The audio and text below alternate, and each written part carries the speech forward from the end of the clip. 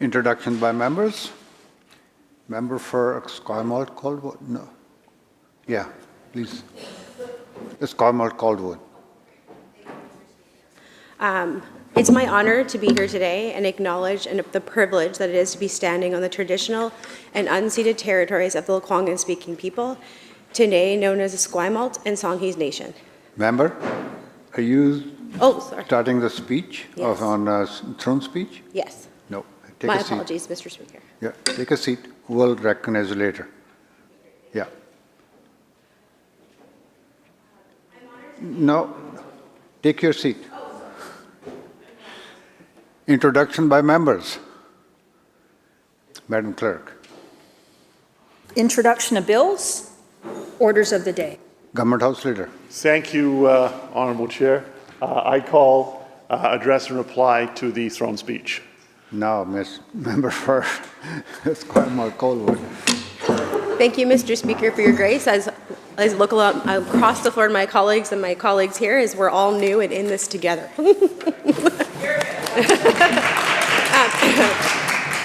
So again, I'm privileged to be standing on the traditional and unceded territories of the Lekwungen-speaking peoples, today known as Songhees and Esquimalt Nation.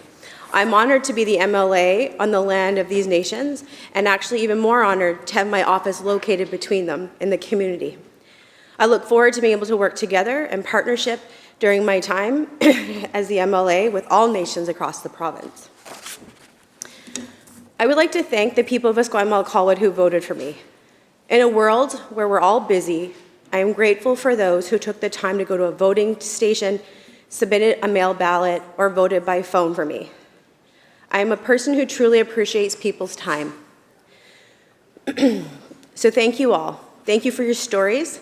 I heard so many good stories about the work that's being done across our community, but also the challenges we're still facing. It highlighted the work that we still have to do. To my campaign manager, Tanya Mallow, thank you for your long hours of work helping me during the election. For anyone who didn't know, I was the very last minute candidate, and we just hit the ground running. Tanya stepped up and managed my campaign when my predecessor became unwell prior to being able to run in the election. Saying we were all flying by the seat of our pants definitely would have been an understatement during this campaign. So every day was a new day, and she took it all in stride. Thank you to Serena and Caleb, who were the Jack and Jill literally of all trades. No task was too great for you both. I cannot even begin to express my gratitude to you both during the campaign. You held me up during times of self-doubt, physical and mental exhaustion, and reminded me about the importance of making sure the legislature has people that represent all of our communities and that we got elected. I would also like to take a moment to thank my predecessor, MLA Mitzi Dean, for her hard work during her time as the MLA of Esquimalt Caldwood, as well to thank her for her work as the Ministry of Children and Family Development and as the Minister of State of Childcare. As well, I want to take a more of a personal approach to thank her for supporting military families across the province and across my community. During really challenging times during COVID, when our husbands, our partners, our families were at sea, making sure we were deployable and ready, she always was there to hear my concerns and the people of our riding. So thank you for everything you've done. To all my volunteers, to all the unsung heroes who stepped up and helped out, who didn't even know me, people who saw a common goal of making sure that Brittny and companies were supported. Thank you for your countless hours of door knocking, phone banking, and all of our favorite fundraising during the election. Thank you all for holding me up during this election. We door knocked on some rainy and windy days in Esquimalt Caldwood and some sunny days. But you would have never known the challenges we faced on the door, because at the end of the day, they would all come back with smiles and stories, good and bad, but how we were going to continue to make British Columbia an even better place than it already is to live. To my sign crew, which we can all attest to is not an easy job, no matter what part of the province you're in, thank you for all the work you did during and after the election, when we all, just let's be honest, wanted to sit in sweatpants and do nothing. but you all went out and collected every single sign and made sure that we cleaned up well after. You are a very well-oiled machine. We had some good laughs and made lasting memories that I will never forget. I was blessed to have people who told me on the doors about why I was the best person for the job, when some days, quite frankly, I even had some self-doubt. I want to thank my family, and I'm going to do this without breaking down, because I have baby 2 on the way, if no one's noticed around the house. Our next little British Columbian. I come from a family where my dad raised 3 very strong-willed daughters. He taught me to treat everyone equally. No matter where you come from or what you do, we always have something to teach each other, and that you have to take it one day at a time. My dad, this Sunday coming, is celebrating 34 years of sobriety in a world that is not always the nicest place.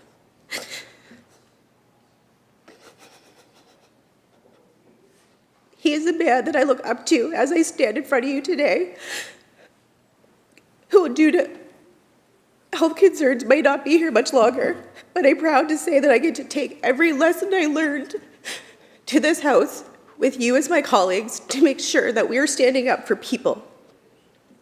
And as it was said in the throne speech, we may not always agree how to get there, but we agree we all need to do it together, even though the process may be rough and there may be difficult conversations. I have 2 sisters who are very different people than me, to say the least. And I got phone calls and text messages daily just checking in. How are you doing? How's it going? And it's little things like that, again, because it's about time for each other, that really make it special.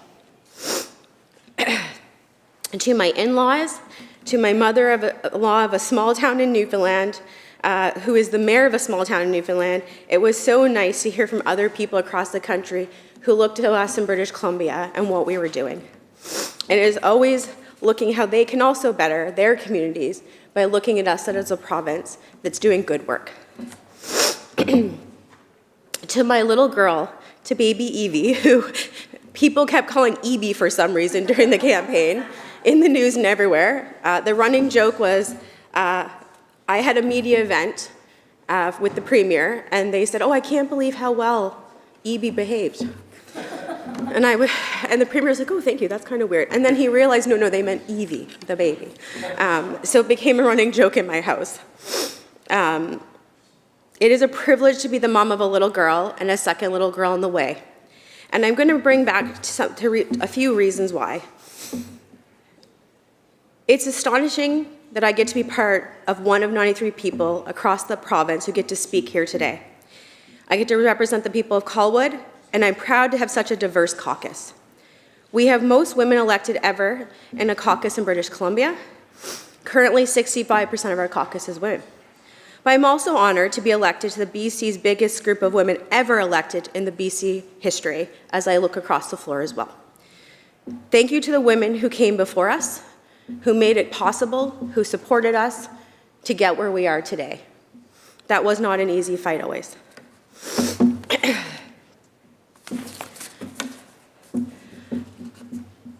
So I'm going to just talk briefly about why I started this journey. I moved to British Columbia because I wanted a better place to live. I grew up in a very small town in Nova Scotia, and my running joke is I can't go any farther and stay in the country, but why would I? This is a beautiful place to live. I am privileged to live on this island and in this province. I worked in healthcare for 18 years, all in mental health and substance use. I've seen firsthand what good work from government can do. I started at a time when we had cut services constantly to addiction services. We had to beg and plead to government at the time, in 2007, to make sure we had services for people. I have seen firsthand how supporting workers who have addiction can better our communities. Because again, I have a dad who was in addiction. He had an employer who worked for him, who supported him through his process so that he could work for 35 years at a job that put food on our plate and lights on it over our head. And I had a mother who suffered from mental health issues where there was no support in Eastern Canada. To go see a psychiatrist go have any type of help, you would literally have to drive 4 hours. And my dad did that. He'd work 12-hour shifts, come home, check in on the kids, drive 4 hours, see my mom and come back. And I remember being like, this is fundamentally wrong. This is not okay. And if anyone's been in Nova Scotia, it's not very big compared to British Columbia, so it shouldn't have taken that long. And then I got into activism in my union because I had a client who passed away, and I was told that if I wanted to take any time or if I wanted to do anything, that I could take an unpaid leave to go take care of my mental health. And my colleagues were told the same. And I was like, this is wrong. So I got involved. And then I met John Horgan. And I remember hearing him say that we need to bring everyone along in our journey. And I remember going, until we're there, that he's right. We all have to bring along. And we're all going to have different views, different opinions. But that approach to how we're going to get there is how we get there. Being a labor activist, I was very lucky to be there at a time when I had strong-willed women to support me in my activism. So, in part of my journey, I'm also honored to be the BC military liaison for the province of British Columbia. And I do that because I'm a Navy wife, I'm a family member of many serving members, and now veterans. And in the name of my riding, we have Esquimalt, CFB Esquimalt, Maritime Forces Pacific and Joint Task Force Pacific. This base was established, has been operational since 1860 and to current day. So to say we have a long-standing proud history with military in my riding would be an understatement. It currently has over 4,000 military personnel and over 2,500 civilian employees. Currently, we have three ships out. HCS Ottawa oversees South Asia, ensuring freedom of navigations with our allies. HCMS Regina is conducting training exercises with our allies off Hawaii. And some exciting news is we actually have HMCS Corner Brook, our submarine, is conducting trials off Esquimalt in order to be deployed at a later date. The first time it's been in the water and operational since 2011. And it's pretty exciting in a time when we all need to be standing and supporting each other coast to coast. Nanaimo is also sailing, so I'll touch base on those folks, about local supporting naval training requirements. I want to thank everyone who's gone and the work they're doing, but also their family at home in my community. During COVID, my husband sailed literally around this island, and I have jokes about how I have pictures of me doing this while his boat is behind me and we're on the phone because he stayed deployable ready. There were children who looked out and saw their parents, but it was months before we got to see them. So thank the families for holding down everything at home. And then I just want to touch on our veterans to make sure they're also not forgotten, because all of the work they did during their time supporting us in a country and the important work that they do. And as most veterans I know, and people can probably contest, their work's not done because they're out there still doing good work in their communities. So let's talk a little about my riding and some of the good work that we touched on in the throne speech as well. In Colwood, we had a joint collaboration with the Minister of Health and one of our local government. They are now running a municipally run medical clinic in conjunction with the Minister of Health. It's a great example of what we show. We recognize there's something that needs to be done, and we can work collaboratively to give back in our community.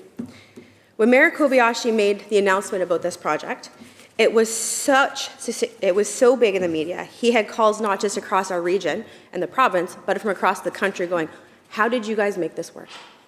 And he made it work by working with the Minister of Health at the time to ensure that the people in his community are going to get the primary care they need.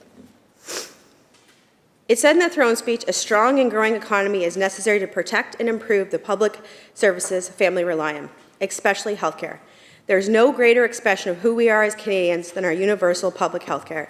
And in a time when we're being challenged by someone we call an ally, this is a great example of the work we all need to do. I was asked by a man at the door during the election about how a healthcare worker could run for the NDP with the current state of our healthcare. Well, let me tell you. I've seen what investing in good services can do. And we had some debate and talks in the House today about this.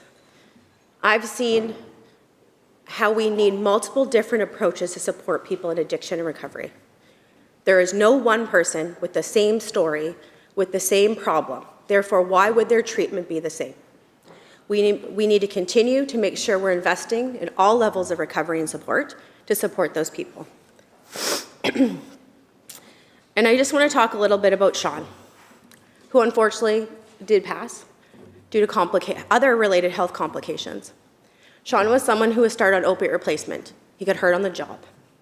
Not an uncommon story when I spent 10 years at a detox. And he wanted to get back to work. How's he going to do that? They were doing different ways. He went down a really unfortunate path.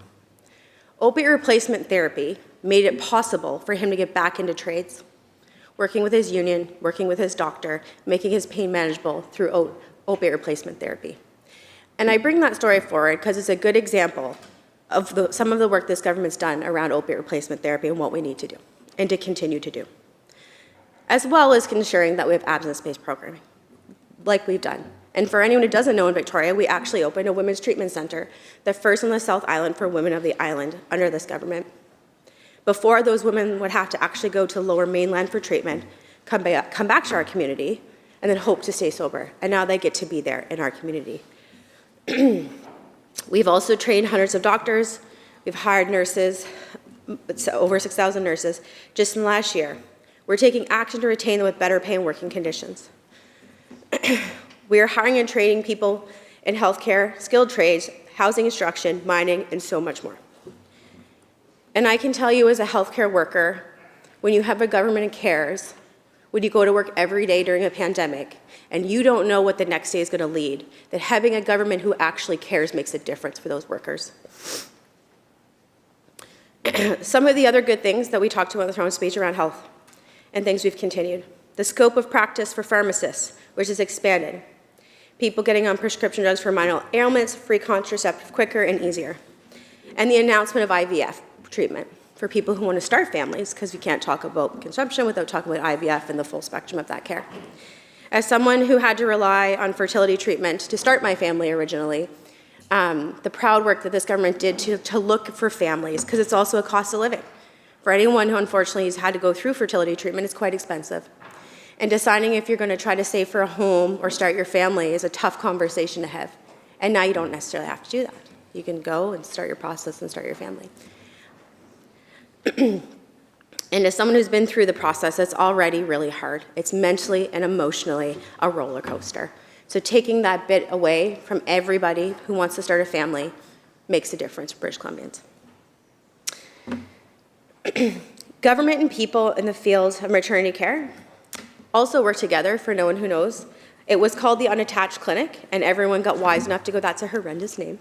And they changed it to the Perinatal Clinic at Victoria General. Again, the government recognized there's a hole. There's a hole in our maternity care system, and we need to fix it. So government, working with people in that field, said, well, let's look at this model and give it a try. And I was one of the first people. There was a group of us who went. And every time I went to the clinic at Vic General, it was such a compassionate, caring group of people. And they would talk about how this is saving the health, keeping people from emerge, keeping, all of the good things going for people in maternity care who are already petrified. Because the assumption was, well, you're 37, you know what you're doing. Nope, sure didn't. So having people who could talk about the importance to me and support me and my growing family during a time that, again, was really scary. And again, it went back to the collaboration part, to supporting people in our community. And when I went there, it was people from all spectrums of life, new immigrants, people who English as a second language, and they were stepping up and making sure in that group that was supported by this government to fill that hole, that they were heard and they were supported.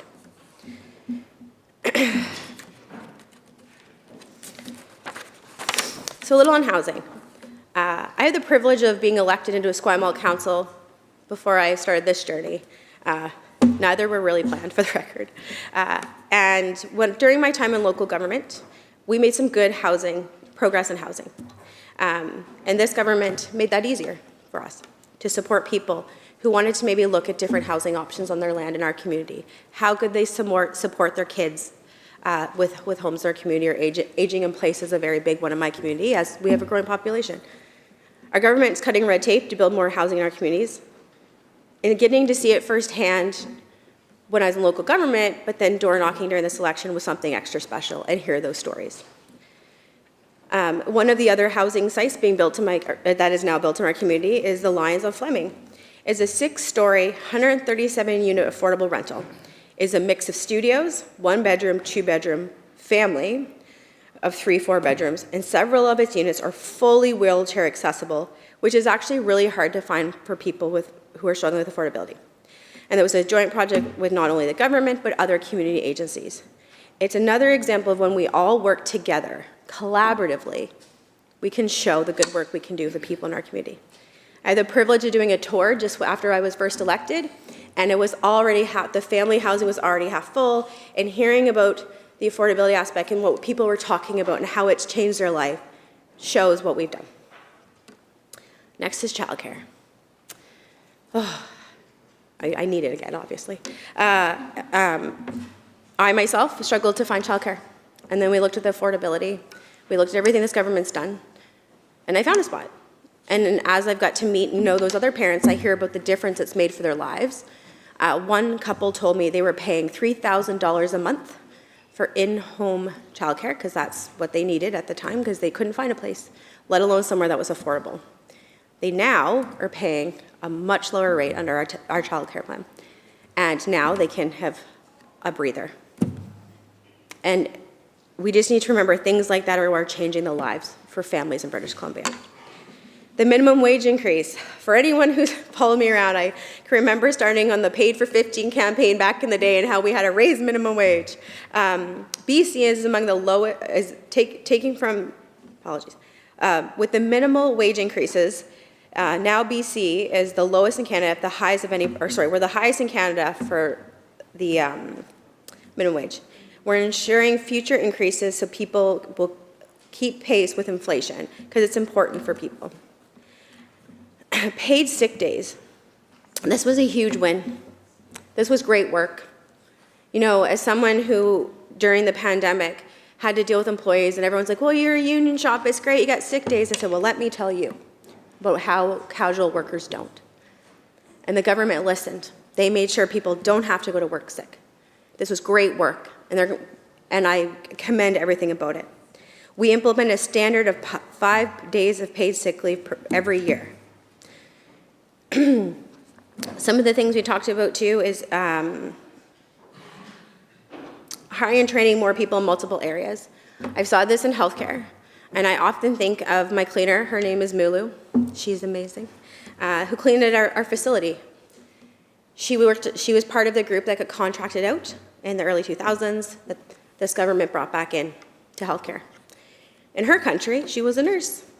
She is now cleaning because her standards were not recognized. But under this government and what she's doing, she's now getting re-educated and supported to get back into her field in an environment she's already working in as part of an interdisciplinary team, and that's great. I am proud to be the Parliamentary Secretary of Labour as part of the work that I'm going to get to do, to ensure that we're having good paying jobs that continue to build a very strong community. We've done things, and we'll continue, like we've added the cancer presumption for firefighters. We've added numerous cancers, a list of presumptive diseases that firefighters are at risk of developing, so they can access workers' compensation and the health care they need more quickly. We've established mental health presumption for police, firefighters, paramedics, sheriffs, and corrections officers, and as well, followed for nurses, emergency dispatchers, publicly funded healthcare aides, and several other health and safety social service providers. In the recognition of their increased risk of mental illness that can arise for workers from traumatic workplace incidents. This was a big win. I can't count the number of times over my career where I have been involved in an incident, because it's a tough field to work in, and people are struggling, and you know, they're decompensating, and I can list all the reasons why they are. And I think of how this will make the lives for my colleagues who are still working in healthcare better.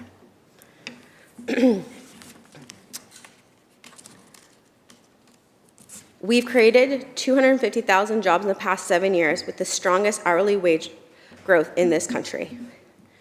I am proud to say, as a worker of this province who's now been elected into government, the work that we've done for workers. The other thing I want to talk briefly about is domestic sexual violence leave. This was also a great win and a great work by this government. Now we'll continue to support our workers. You can now have up to 5 days per year of paid leave and additional unpaid leave available for employees who are facing domestic or sexual violence or parents of a child impacted by this kind of violence. When I was a steward, I was in a meeting. Didn't look great. This employee, for whatever reason, was missing work constantly. And they disclosed that they were being abused at home. This language allowed them to get out of their home. They didn't have to worry about financial obligation. They could get out. They are now safe with their kids. And sitting there and being part of it, I can't even describe how good it felt. To be like, that's why I ran. That's why I'm here. We've seen how unpredictable President Trump is. BC must be and is ready to defend against Trump's unjustified tariff. We are saying with one united voice, we will never be the 51st state. Not now, not ever. I am proud to say I'm Canadian. I'm proud to say I was born in Eastern Canada. And I'm sure as heck proud to say I'm a British Columbian today, because this is the province I want to be in when this all goes down. I can't even talk about the support I've gotten in our community from our military, who are just like, this is not okay. I have fought for this country. I've stood for this country. People have lost their lives for this country, and this is how we're being treated by an ally. There's a lot of work to do to lighten the load for British Columbians, and I recognize that. British Columbians have asked us to work together to make life better for them. I saw firsthand as a healthcare worker during COVID that during times of crisis and uncertainty, governments across party lines, across political views, can work together to better not just Canada, but the lives of British Columbians. I've seen it, and it was good. And I thank the people who did it, and I know those were challenging times in conversations, and I know people had to challenge their core beliefs, but they came together and said, we're making sure that we're here and we're represented. And from one healthcare worker to now someone who has the privilege of being here, thank you to each and every person who did it, because every day was a hard day. Because I can tell you the reason I ran for local government, there's 2 streets in Esquimalt. If you ever get the chance, I know we're not far and you have some free time, pop over to Esquimalt, it's great. Other parts are great too, they're listening to my riding. But in Esquimalt, I think about Lamson and I think about Fraser still. When the world first started to go sideways, there was a house that had this tree, and they had little hearts that the kids had sewn, and they put it on this tree. And I was very fearful. I didn't know what was going on with COVID. I didn't want to get anyone sick. So my husband was at sea, so I'd walk my dog by myself at night. And that was the first house I remember seeing that they cared enough that they just wanted us to know that they were there for us. And then on Fraser, there was this little sign that's still there to this day, just saying we need to support each other. And I remember that sign, and I think about it today when I feel like the world's on fire some days, and I rock my little girl to bed, and just think how we all need to do the better together. And I think what I take away from the throne speech is we're all in this. And again, how we get there will be different, but we all agree we need to get there. So during difficult times we're facing, and these difficult conversations again, I hope we can all agree to do the same. Because again, a statement that's really important to me is united we stand and divided we fall. And in a time where they're trying to cause division between us, there is never a more important time that we need to stand up together and say enough is enough. And we will not be the 51st state. So thank you, Mr. Speaker, and to my colleagues today for hearing me. And thank you for your time.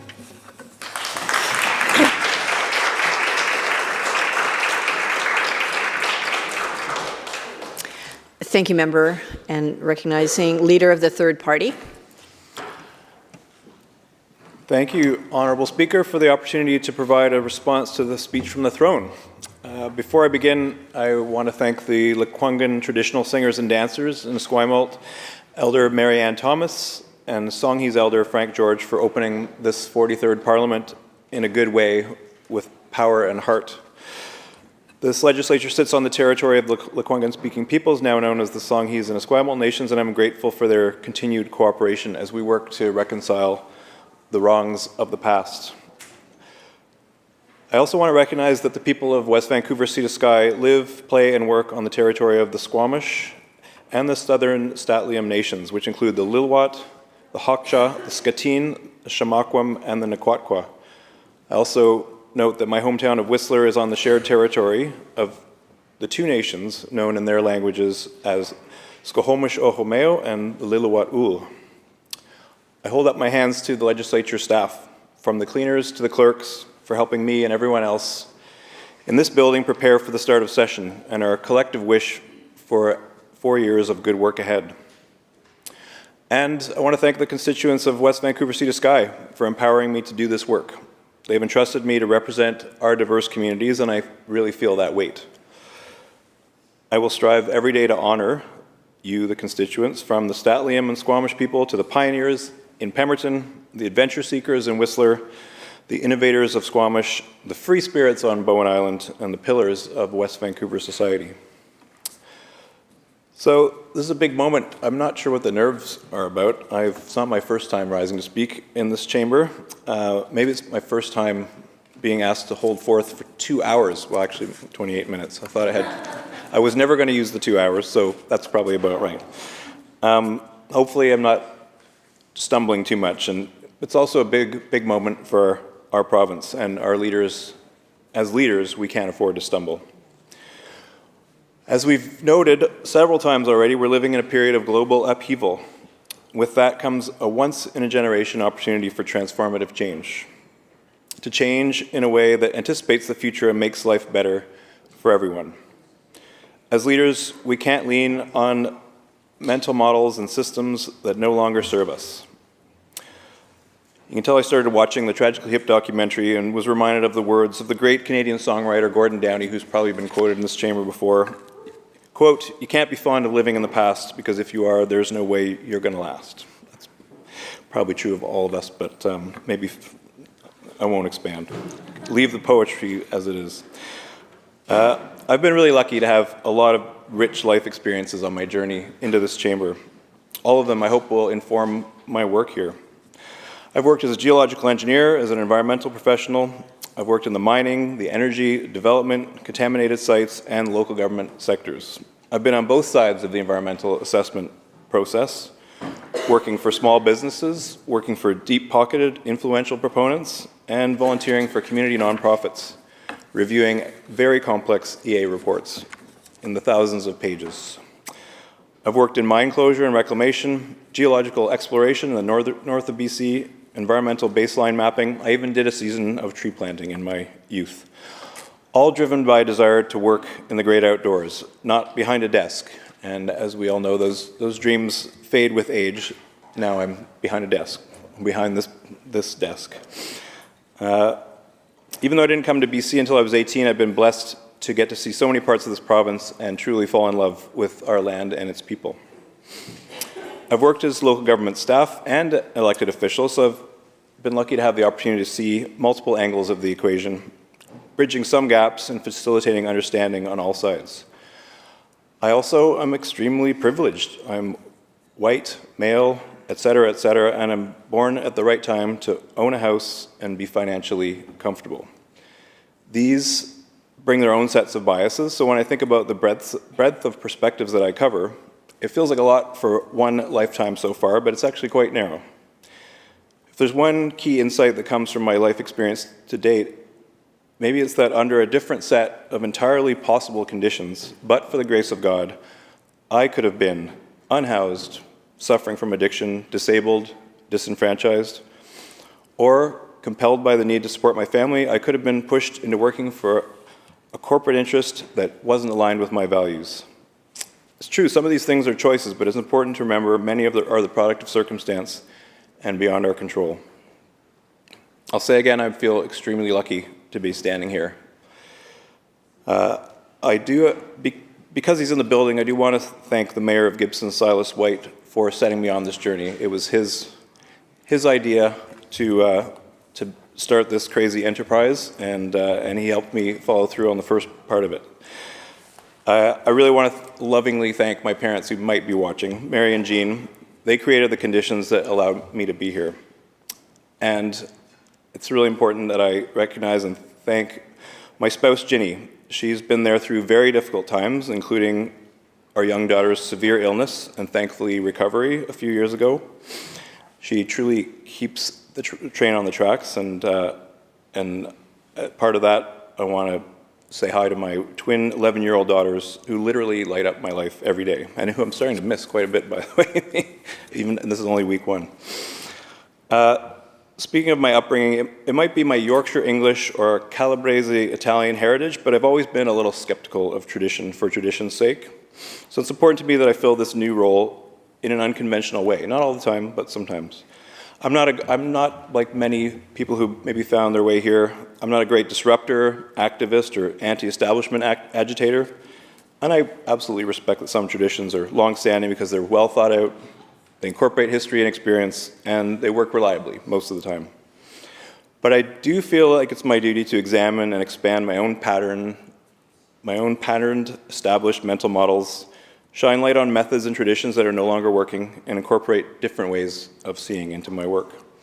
I won't rush, and I won't overdo it just to get attention, but I will be stubborn in trying to keep my mind open for the duration of my time in this building. Other traditions of this chamber may need updating as well. I was a page in the Ontario Legislature when I was 12 years old, and I recall a serious, partisan, but safe environment.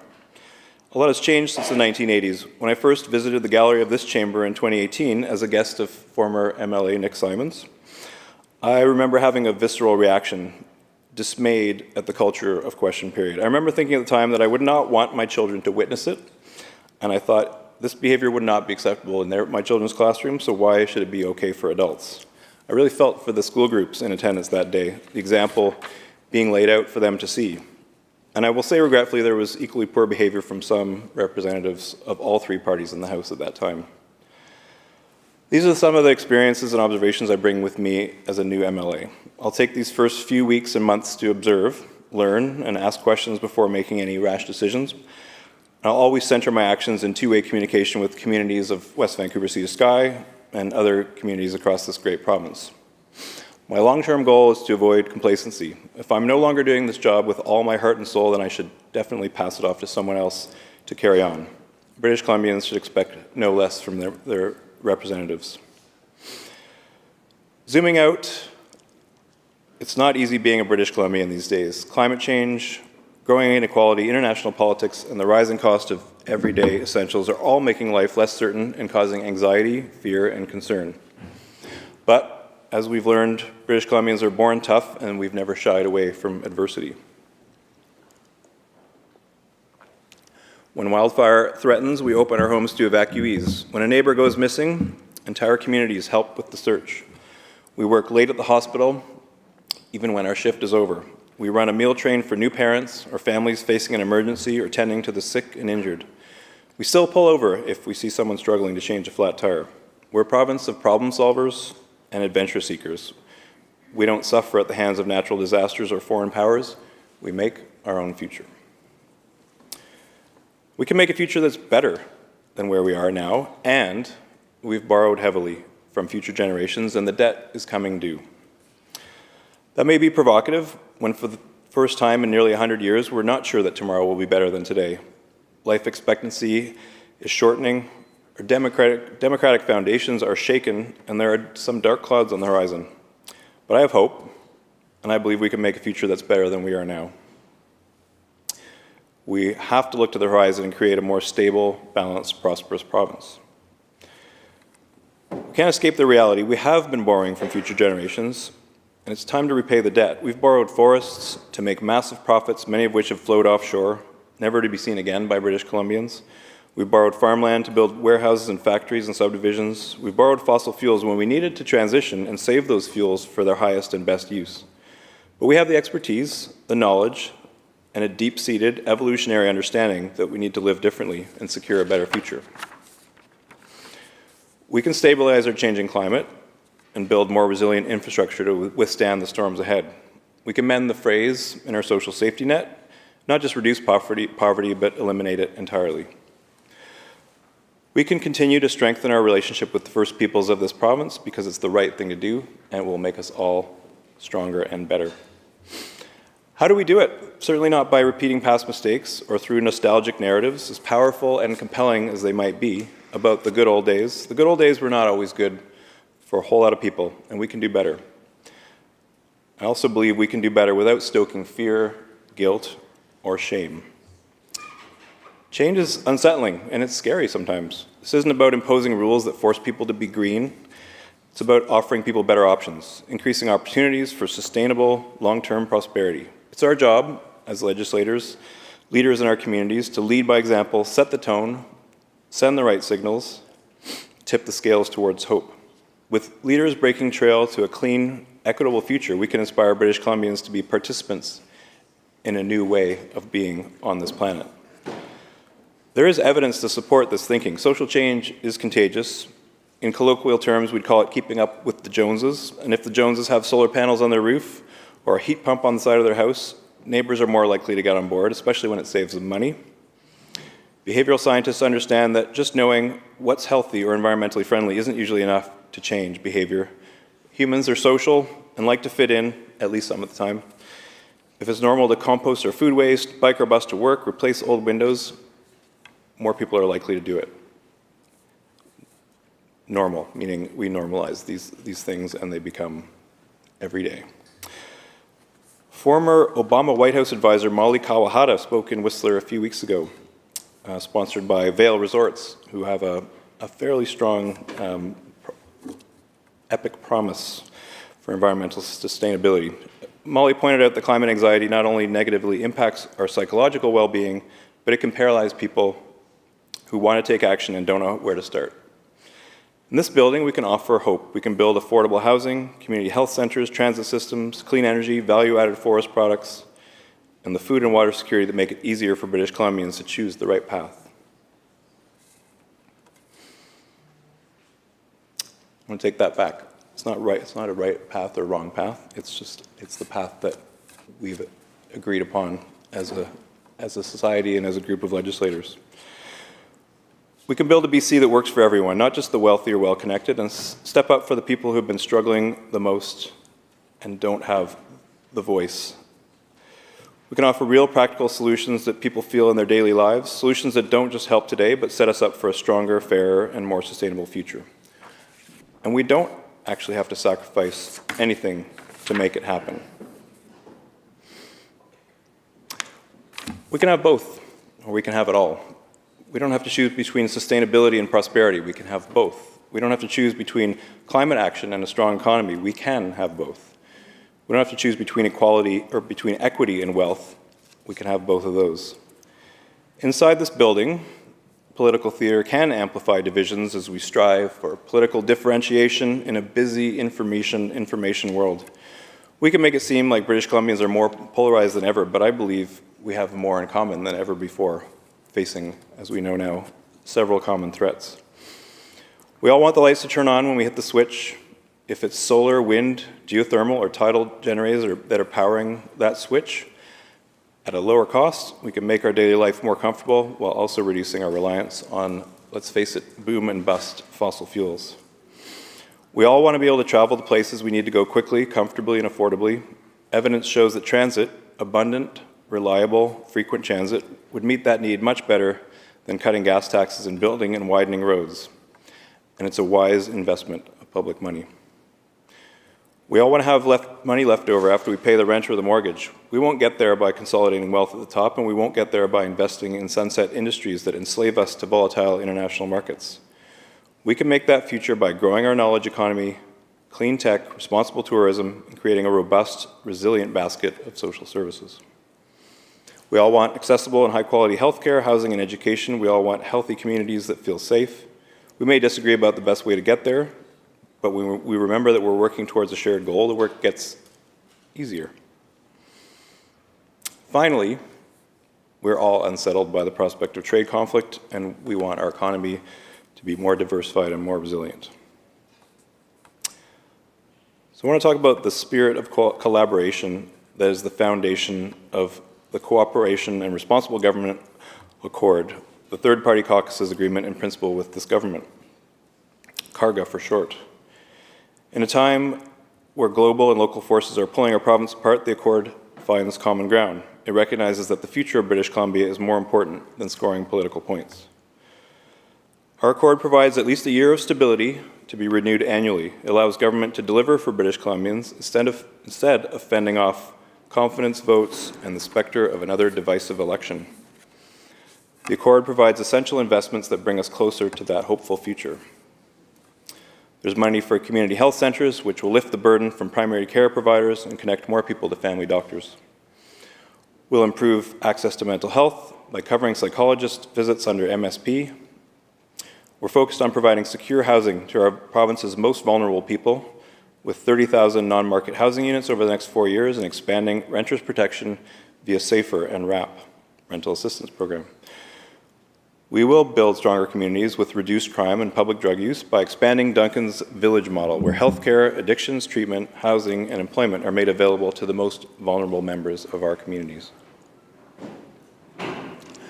We will at long last bring regional transit to the Sea to Sky corridor, hallelujah, and Vancouver Island, Highway 1, and improved service on Highway 16. It's not just great for the climate and traffic congestion and road safety, but great for people. Reliable transit makes my life more affordable, directly reduces the cost of living, makes healthcare more accessible, allows people to participate in the workforce, and keeps people safe. Our accord includes a review of Clean BC, a roadmap to reduce our reliance on fossil fuels, mitigate their climate-changing impacts, and build an economy for the post-carbon age. It will close the property transfer tax loophole, end spousal clawbacks on disability payments, and fund more electric heat pumps to reduce methane gas consumption. We'll be working closely with the Pachidat to create a permanent plan for the Fairy Creek watershed, where Indigenous sovereignty and long-term environmental protections work in harmony. And we're striking an all-party committee on increasing democratic engagement, including electoral reform, to increase government transparency and accountability for generations to come. Democracy is the cornerstone to a functioning, healthy society, and if people don't trust the process, don't feel engaged enough to vote, or feel cynical about the results, the whole structure creaks and groans, leaving people feeling even more insecure. Our work as Green Caucus will be making sure all the items listed above get done in 2025. The Karga Accord also includes a strong, quote, agree to disagree clause. I think that's important for all of us to have in this building, because the BC Greens and the BC NDP remain separate and independent, and because diversity does make us stronger. In that spirit, I want to focus a few final moments on Tuesday's speech from the throne. We heard soaring rhetorical language and wartime references meant to inspire us to unity and action. I have to say, where I hoped to see a future-focused plan of action, instead I heard a response leaning heavily on a conventional view of our economy, a reactive rather than strategic response to the weight of the moment. We heard a great deal about the tariff threat, and then we heard about natural resource extraction for export. It was much later in the address when we heard the postscript beyond natural resources, where film production, trade missions, and interprovincial cooperation were mentioned, seemingly as an afterthought or as a second priority. I applaud the incorporation of Indigenous partnered wind and clean energy projects into our power grid. I will say that a BC Hydro call for power is not new. What's more surprising is that it took this long, given we've been seeing electrification of the economy coming for at least a decade. In the tariff response and in the election campaign, I keep hearing the same phrase, laser focused. It's a good line, but in a time of overlapping crises, a narrow focus leaves too many people and too many problems behind. Now is not the time for a laser-focused approach. Now is the time for floodlights. We can't tackle a single issue and leave all the others to fester in darkness. Let's bring affordability and poverty into the light. Bring the climate crisis and need for biodiversity into the light. Healthcare, housing, and Indigenous sovereignty, none of these things can be ignored in the government's effort to be laser-focused on one issue. We can't base our tariff response on fast-track resource development without further diversifying. Diversification is where the most work, the heaviest lift, and the greatest reward are to be found. Across this province, British Columbians are wincing every time they go to the grocery store, afraid of how much it will cost when they get to the till. They're cutting back at the pump, hoping the gas prices might drop before they hit empty. They're putting off preventative or early warning measures like mammograms and colonoscopies because they don't have a family doctor. They're seeing a startling number of people living on sidewalks and in cars, knowing full well that they're just one missed paycheck away from being the same. They're but for the grace of God. The cost of simply staying alive has become a constant source of stress. This government has shelved the grocery rebate and doubled down on LNG export, ignoring its terrible impacts on our climate and our health. Sometimes it acquiesces to lobbyists and big corporate interests and pushes regular British Columbians to the sidelines.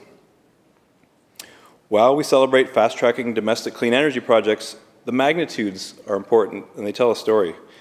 The energy equivalent that will stay in BC from clean wind energy is small compared to the amount of fracked methane gas that will be exported across the Pacific. While hydroelectricity has an important part to play in BC's future, the power from Site C, having cost British Columbians extravagantly, should go to British Columbian homes and businesses, not to mitigate emissions in one step of the LNG export process, while we wash our hands of the upstream fugitive methane and downstream emissions when it's used for fuel in other countries. British Columbians expect better because we're more than just workers or consumers, we're British Columbians. Because our forests, rivers, and coastlines aren't just resources, they're our identity.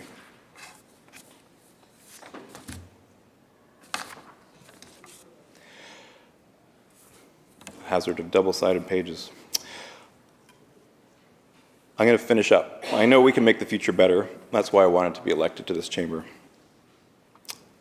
I can imagine a future where our communities are powered by affordable, renewable energy, and everyone is connected to a community health center, where our young people stay because it's easy to find opportunities in sustainable industries, and their dream of home ownership is attainable, where our cities are prosperous and clean, and our towns and villages cohesive, healthy communities, and both are the envy of the world.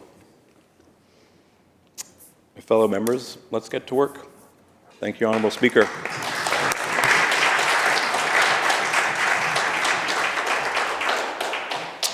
Thank you, member. Recognizing member from West Kelowna Peachland.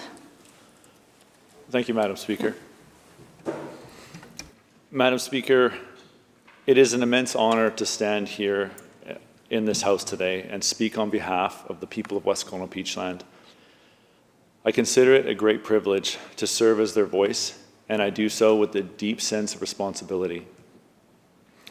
The trust that the residents of this riding have placed in me is something I take very seriously, and it motivates me each and every day as I work on their behalf.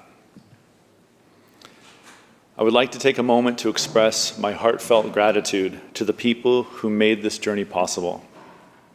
The voters, the supporters, the dedicated volunteers, my campaign team, and the Riding Association.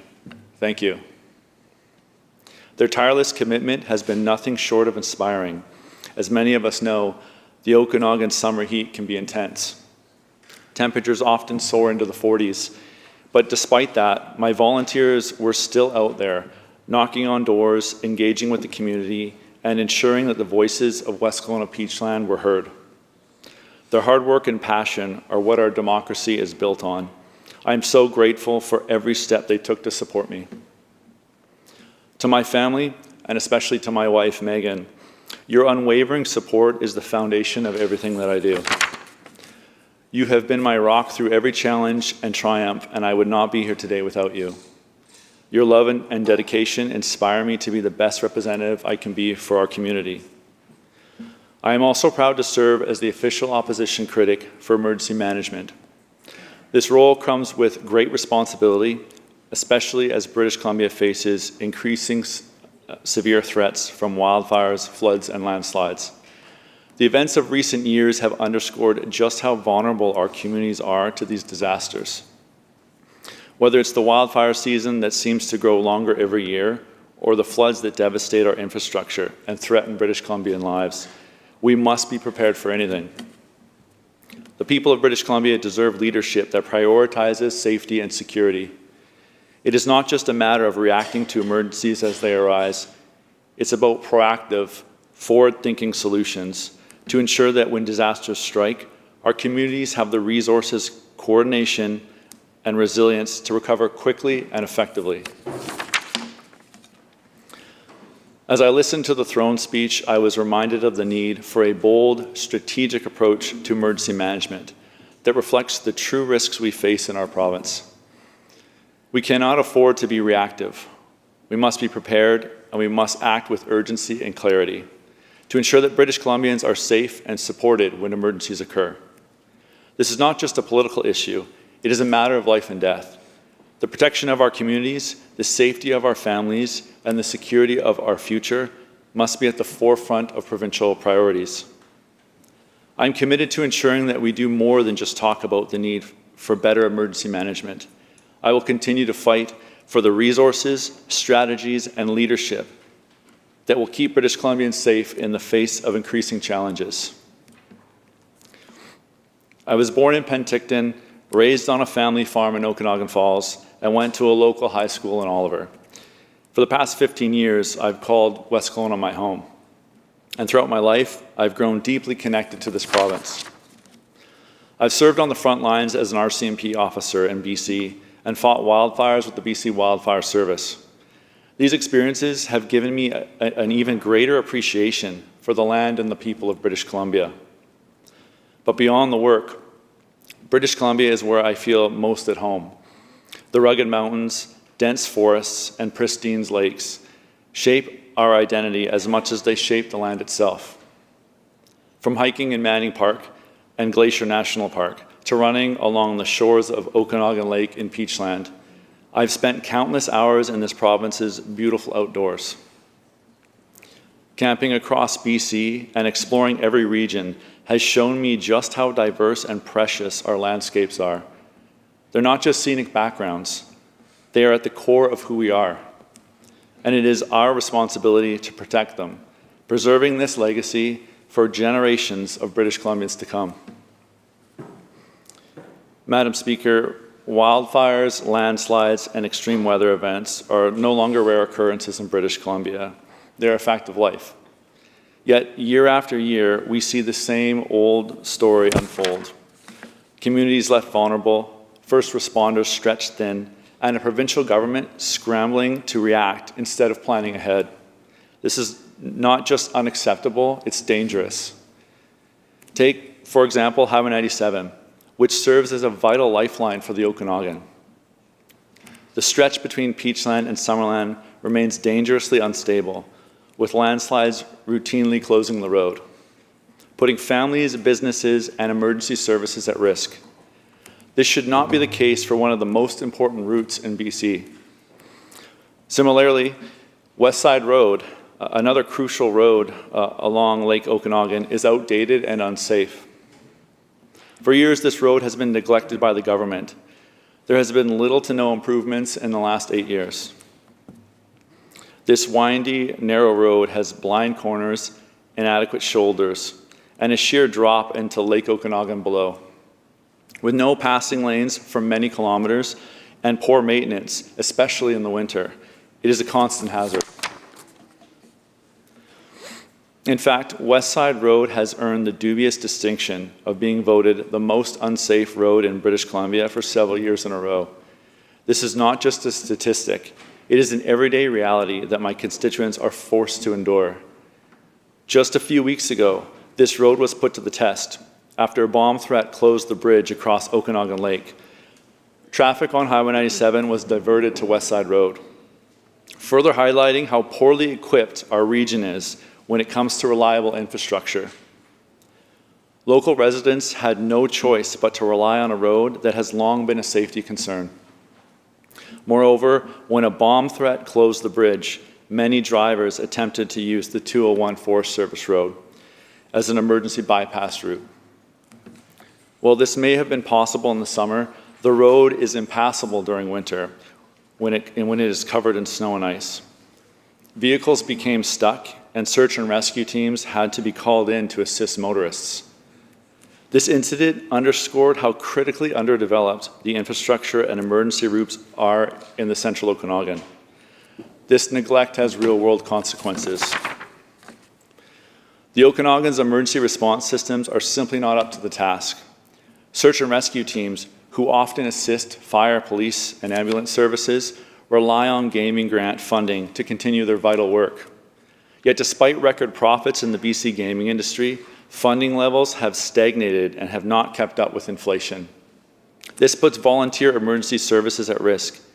The government must do more to support these critical services, which are a lifeline for many British Columbians in times of need. West Kelowna is also in desperate need of infrastructure improvements. Our second hydro transmission line remains incomplete, leaving the city vulnerable to power outages during wildfires and storms. This is not just an inconvenience, it is a threat to public safety. Even more pressing, West Kelowna, despite being the second largest city in the Okanagan, still does not have its own hospital. Our population is growing rapidly, but healthcare services have not kept pace with the growth. Families should not be forced to travel long distances to receive the care they need. It is time for the government to recognize these urgent needs and invest in infrastructure that is critical to the safety and well-being of British Columbians. We can no longer afford to neglect the infrastructure that supports our communities, nor can we allow emergency preparedness to fall by the wayside. The government must act now to ensure that BC roads, power systems, and emergency services are resilient and prepared for the challenges ahead.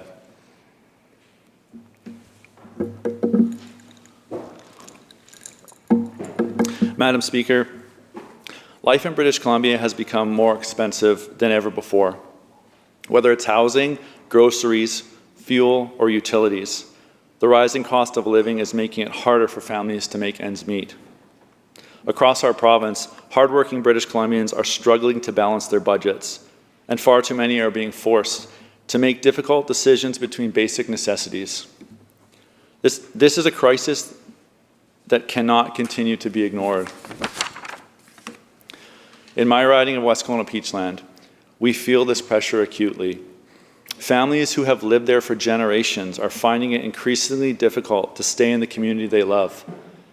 The cost of housing has skyrocketed, pushing the dream of homeownership out of the reach for many young families.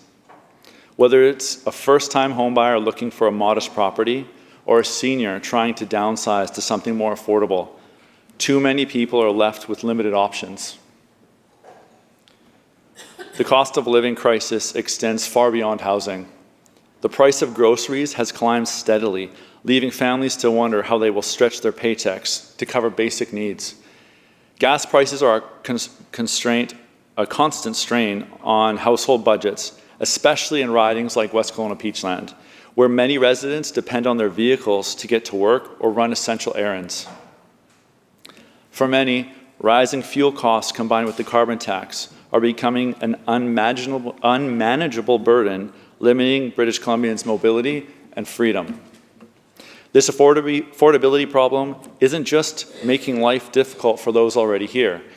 It is driving young people out of British Columbia. Too many bright, hardworking young people are finding it impossible to start their lives in BC. They are forced to leave their home province in search of other opportunities because they can no longer afford to live here. For those who stay, the path to financial independence feels like an uphill battle. We cannot afford to lose our next generation of leaders, entrepreneurs, and skilled workers to other provinces simply because British Columbia is no longer an affordable place to build a future. British Columbia should be a place where hard work is rewarded, where families can build a future, and where communities can thrive. This province has been the envy of the world for its natural beauty, its opportunities, and its good quality of life. But that quality of life is being eroded as costs rise unchecked. We need to ensure that BC remains a place where families can afford to live, work, and raise their children. In my riding, this is more than a matter of economics. It's about the heart of our communities. West Kelowna Peachland is home to families who have built lives here, but they are now being pushed to the brink. The cost of housing and living is making it difficult for young families to put down roots, for seniors to stay in their homes, and for workers to afford the basics. Our communities are at risk of losing their vitality if these negative trends continue. The solution lies in a comprehensive, conservative approach that puts our people first. We need to reduce government interference in the housing market and make it easier for families to find affordable homes. We must incentivize the construction of more affordable housing options while ensuring that the housing market is accessible to middle-class families, not just those with deep pockets. We need to cut the red tape that makes it harder to build, develop, and grow our communities. Additionally, we must address the issue of rising costs in BC across the board. That starts with reducing the tax burden on families and small businesses. We need to bring down the cost of living by lowering taxes and eliminating wasteful government spending. Every dollar taken from hardworking British Columbians is a dollar they could have spent on their families, their homes, and their futures. Instead of taxing our way out of problems, we need a government that believes in the power of the people to make their own decisions in their best interests. At the heart of this is a commitment to ensuring that British Columbia remains a place where families and communities can thrive. We need to foster an economy that supports workers, creates opportunities for young people, and allows businesses to flourish without being burdened by overregulation and sky-high taxes. The future of our province depends on it. As a representative for West Kelowna Peachland, I am committed to advocating for policies that prioritize affordability, reduce the cost of living, and create real opportunities for all people to succeed. It is time we put the needs of families and communities at the center of our provincial priorities, ensuring that British Columbia remains a place where hard work is rewarded and where everyone has the chance to build the life they deserve.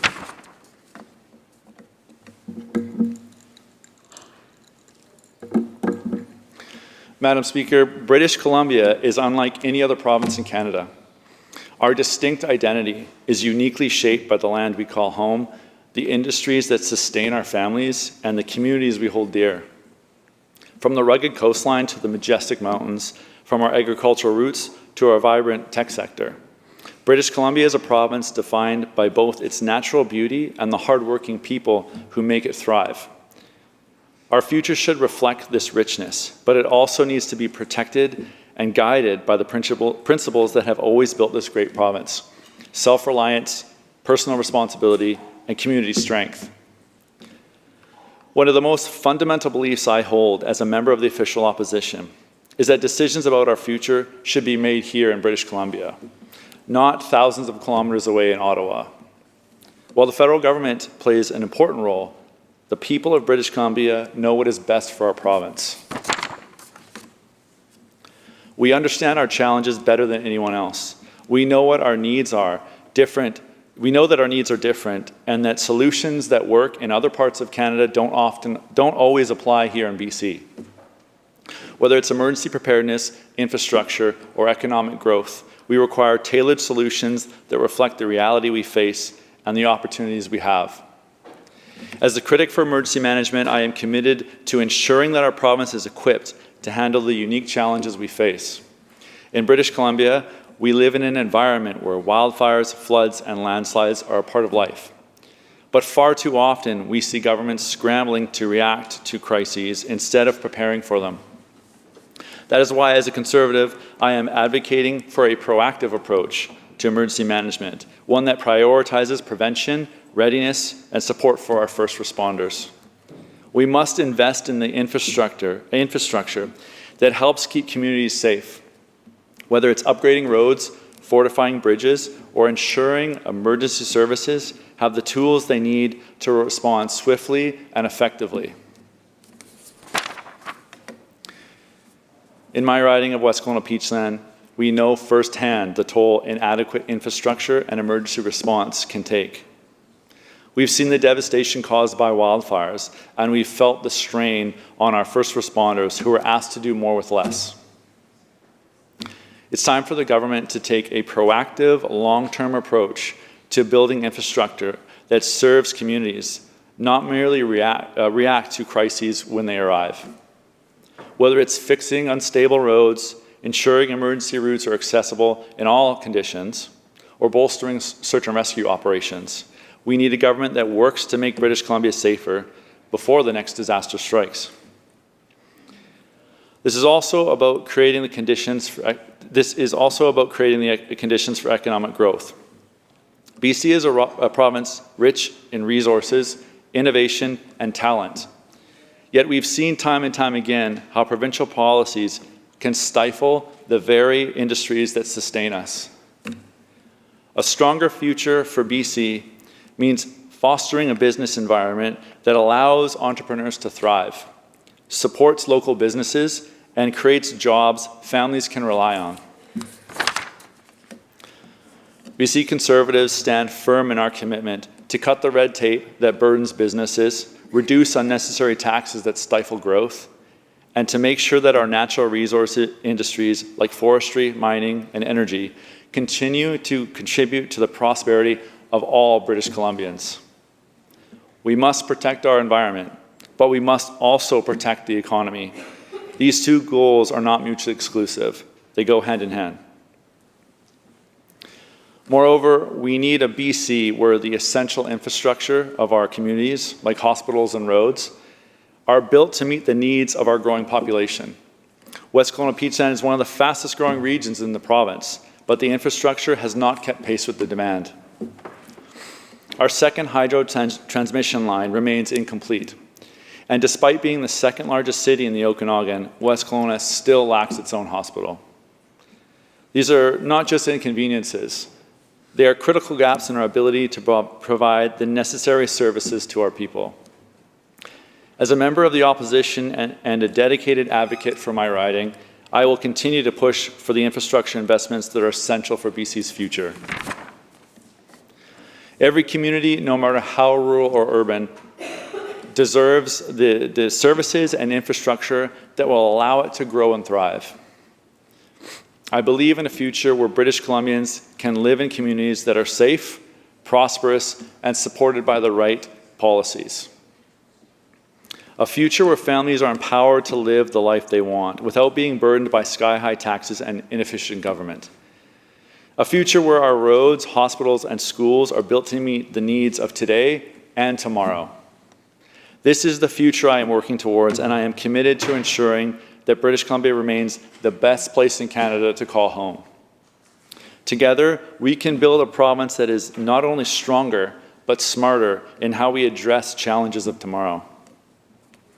I'm proud to be part of a conservative movement that champions the values of independence, hard work, and community.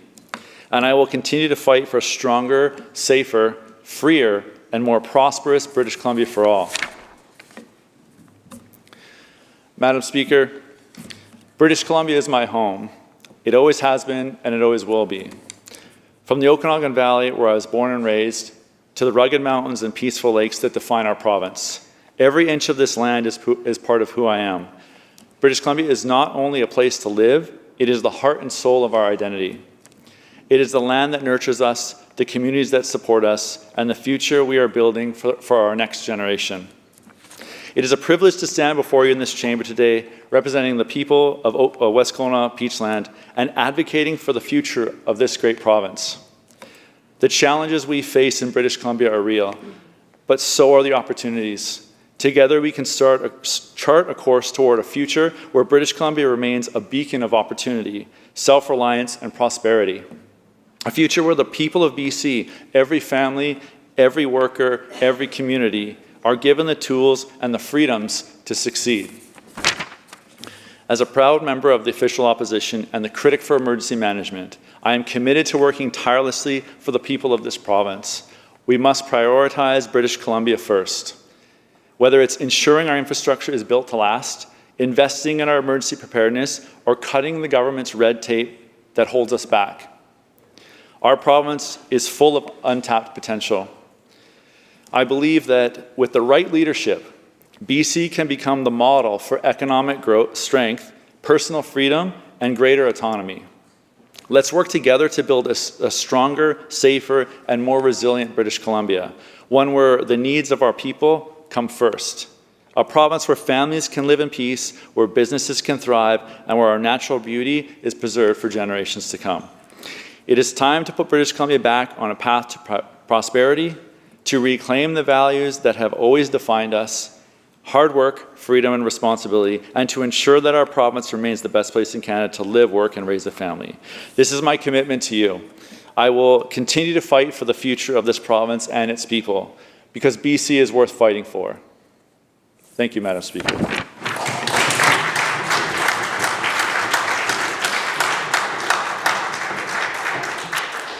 Thank you, member. Recognizing the Minister, Emergency Management and Climate Readiness. Thank you, Honourable Speaker. It's good to see you in the chair and to start off this new legislative session with the privilege of speaking to the throne speech.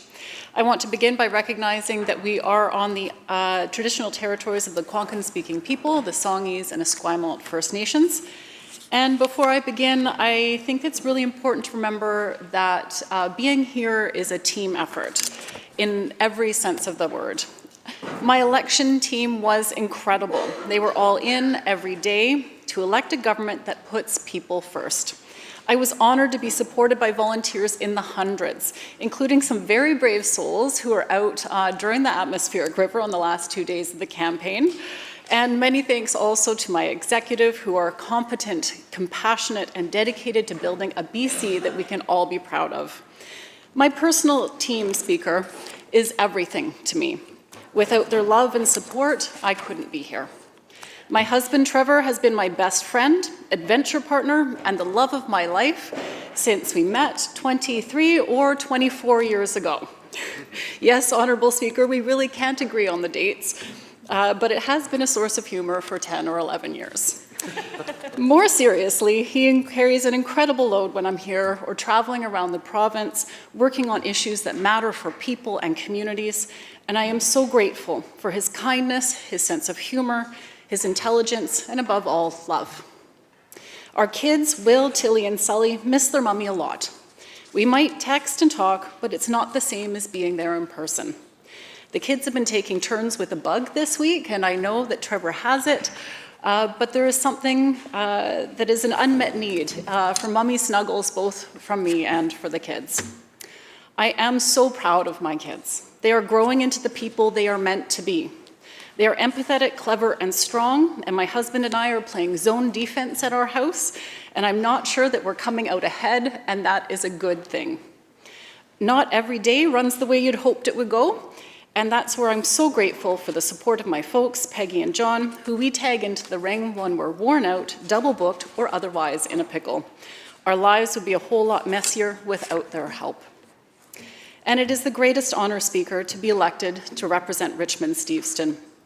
I have lived in Steveston nearly my entire life, and no place else in the world feels like home. Every day I find myself incredibly blessed to be in a community that is both in nature, in the river of the mouth of the Fraser River, but also home to diverse communities since the very founding of Steveston Village. Today we have folks from many communities. We have Hong Kong and mainland Chinese, Japanese, Filipino, Korean, South Asian, Vietnamese, Latin American, Black and Indigenous people, and it really truly feels like home. Sometimes I say it feels like the UN, but we all get along.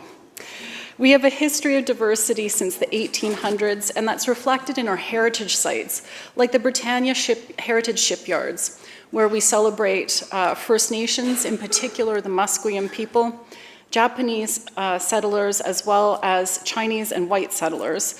And of interest to folks about the amount of diversity that we have had in Richmond, at the time of internment, which is a dark stain on our province and country's history, 1/3 of the population was ethnically Japanese. I think we have a really proud history of welcoming people from around the world. Our community in Steveston, Richmond-Steveston, is really economically diverse. A lot of people, I say I'm from Steveston, and they say, I love the fish and chips. But we're more than that. We are an incredibly diverse economy, and I'd like to take this moment to say, shop local, support our local economies, buy BC in Canada. We have the largest commercial fishing craft port in Canada. We unload an incredible amount of seafood, the bounty of our province, all the time in Steveston. It's due to the incredible work of the Steveston Harbour Authority, making sure that the services are there to serve that industry, whether it's the ice plant, welding, fish processing, marine services, fishing, plastic recycling. They are an amazing one-stop shop to support our fishing industry. We also have tourism, which I think people are pretty familiar with in Steveston. We have great heritage sites, but we also have our modern fishing industry, as well as an incredible array of restaurants for every taste and budget. We also host a lot of film, and so when we're talking about diversifying our economy, I think that's really exemplified in my riding, where we have all of these different industries coming together, complementing one another.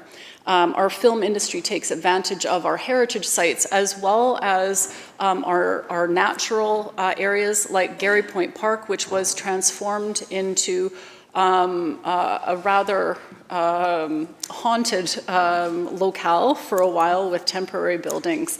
We also have medical and dental services. I've mentioned our heritage sites, but they include the Gulf of Georgia Cannery, our Steveston Museum, Britannia Heritage Shipyards, the Japanese Fishermen's Benevolent Society building, and more. And some of our historic buildings have been lost, such as the Japanese hospital, and which is part of our heritage in Canada. The nucleus, the kernel of our medical system, which doesn't have a barrier regardless of your ability to pay, came from the Japanese hospital, and I'm happy to share that history with anybody any day that's interested. We also have a lot of goods and services. We've got great shops like Monkey Tree, Nikaido, Prickly Pear, Bellatudo, Steveston Coffee, Touch of Class Florist, the Richmond Hospital Auxiliary Thrift Shop. There are too many to mention. It is an incredible village. I highly recommend people heading there. We also have farming. So we've got the whole range of industry, all the way from fishing through to farming. And I think that when we're in this situation where we are now, in these really unprecedented times, I don't like that word. It comes up too much, and I think people are feeling weary from everything that's coming at us here in British Columbia. But you know, the threats to our sovereignty, the threats with the tariffs, now is the time to be looking at places where they have this diversity of economy, supporting our local economy by buying local, shopping local, playing local, because our stronger economy means stronger communities. I'd also like to say that Richmond Steveston is not stagnant. It's moving fast. We're a growing community. We're voted as Metro Vancouver's best neighborhood. It's a great place to raise kids, and we also have a growing seniors population. So no matter your age, great place to be. Maybe not in your young 20s. There's not a lot of nightlife. We have wonderful resources for the community. The Steveston Community Centre, the West Richmond Community Centre, and these are run by volunteer societies that help determine the programming, run the events. Some are really well known, like West Fest or the Steveston Salmon Festival. We also have places of worship, so many of them, of all different credos from around the world, as you would expect with such a diverse population.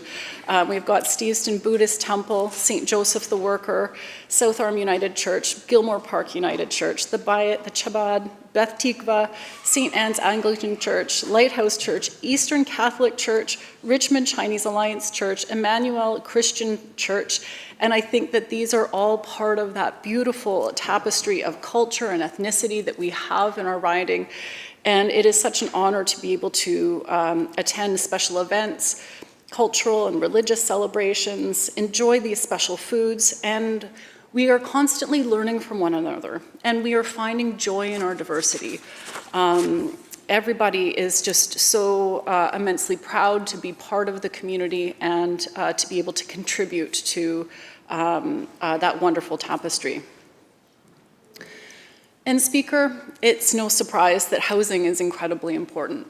Richmond is one of a handful of very expensive communities to live in, and our government has made a spectrum of investments into housing for people from vulnerable people all the way through to middle-income families. I'm going to share some really great examples that are coming up, but the list is not exhaustive. We have the Pathways Clubhouse development on Number 2 Road. It's going to provide homes for 80 people. For people who don't know what Pathways Clubhouse is, they support people with mental illness and have all kinds of services from peer support to employment training to make sure that people are supported well in their journey to mental wellness. This development is going to have a range of affordability for their units, all the way from shelter rates to affordable market rentals.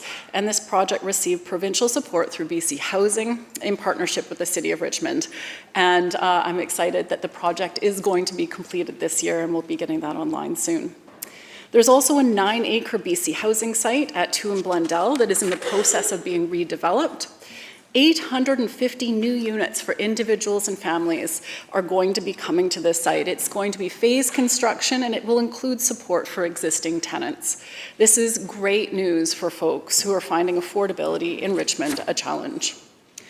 There are also many other developments that have been built in Richmond to support vulnerable people, women and women with children, seniors, and families.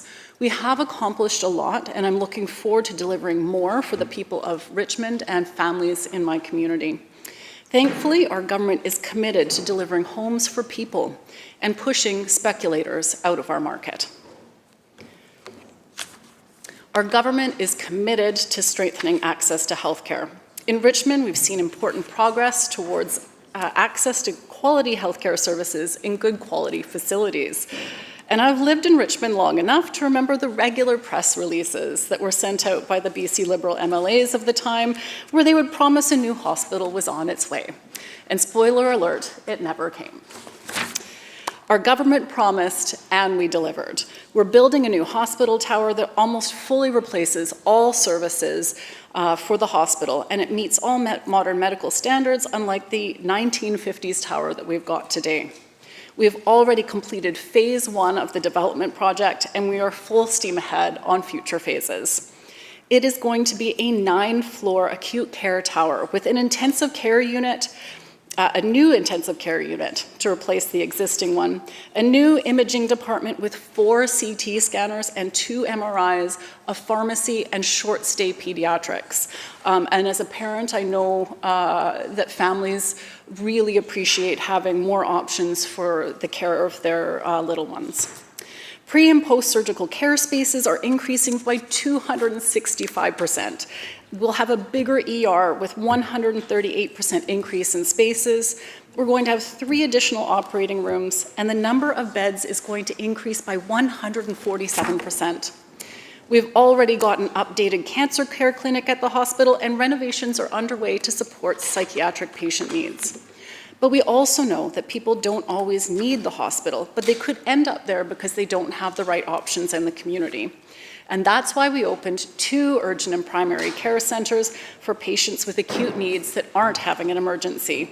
I myself have appreciated their care when I needed stitches. Highly recommend, well, I don't recommend needing stitches, but recommend the care there. But we also know that we need to help people with the cost of living. Parents know that the cost of childcare just a decade ago was budget busting. Parents, mostly mothers, dropped out of the workforce or chose to be underemployed due to the very high cost of childcare. We have tackled this challenge head-on, bringing affordability for families and getting parents back into the workforce, which is a great economic plan. Since 2017, in Richmond-Steveston alone, we've funded almost 2,000 new spaces, including hundreds of $10 a day spaces, when affordability credits have meant just over $25 million back into parents' pockets. That's in Richmond-Steveston alone, and it's incredible to think the impact of this program on a provincial scale. It's pretty well known that I got my start advocating for education, Honourable Speaker. I fought to keep schools open and seismically repaired, two things that were opposed by the BC Liberal government at the time, now called the Conservatives. But we've completed, under our government, so many seismic upgrades. We've kept schools open and we're making sure that they're as safe as they can be for everybody inside.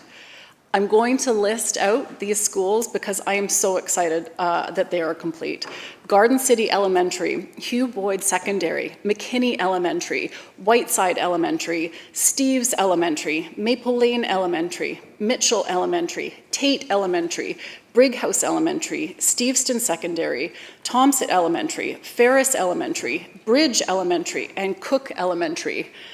There are tens of thousands of kids, teachers, staff, and parents that are going to be safer in these schools for generations. This is incredibly important work, and I am so proud to say that there are additional schools under development, and I am very much looking forward to announcing those in the future. I'm so honored to be part of the team that forms this government, a government that is standing up for the people of British Columbia.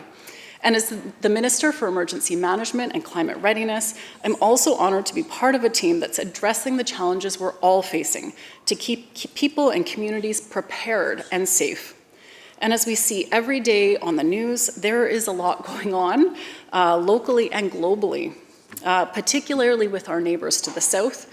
We know that the threat of harmful tariffs from the United States is something a lot of people are worried about.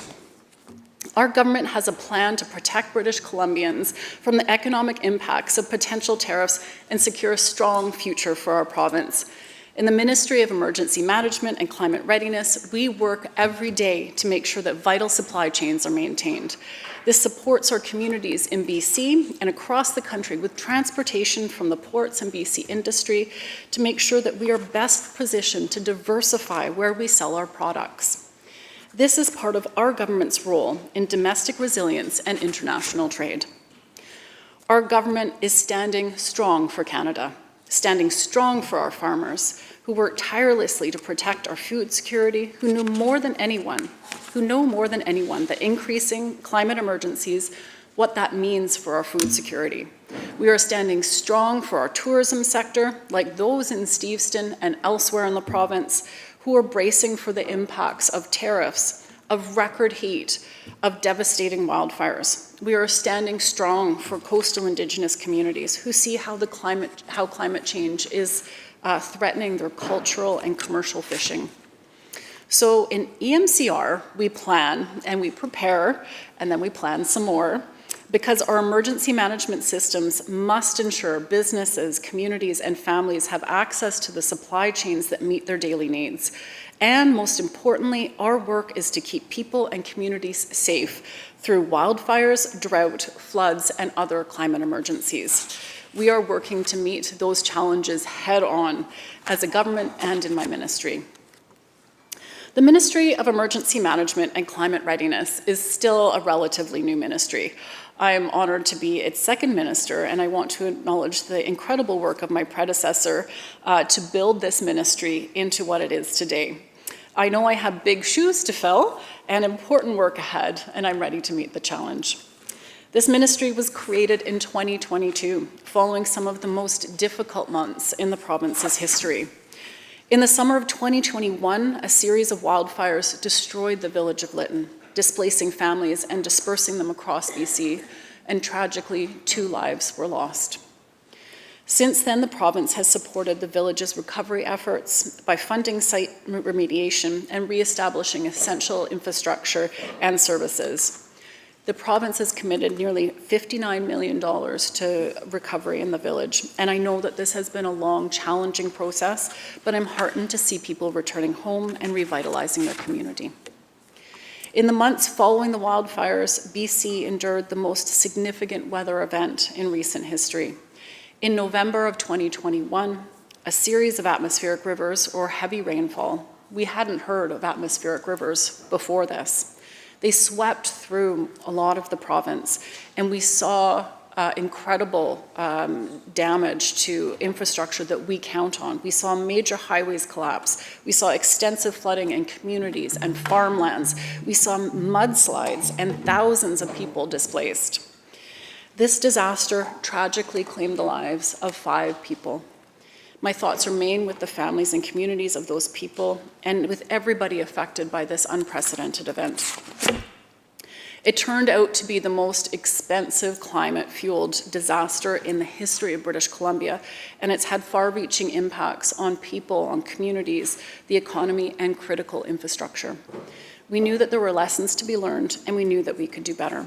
And that's one of the reasons our government created the Ministry of Emergency Management and Climate Readiness. Over the past several years, we have taken significant steps to improve how we respond to emergencies and help people recover, of how we mitigate and prepare for impacts of our changing climate. We know that climate change is accelerating and making these storms more frequent and with more severity. Our government has committed approximately $225 million to support flood recovery and resiliency in Abbotsford and Sumas Prairie, and $71 million to support flood recovery in Merritt, as well as $18 million for Princeton. And this has supported critical projects like upgrades to the Barrowtown pump station, and that's going to make it more efficient and resilient to additional floods. And when times are tough, the province, in partnership with local communities and response agencies, is there to help keep people safe and get them back on their feet and help rebuild.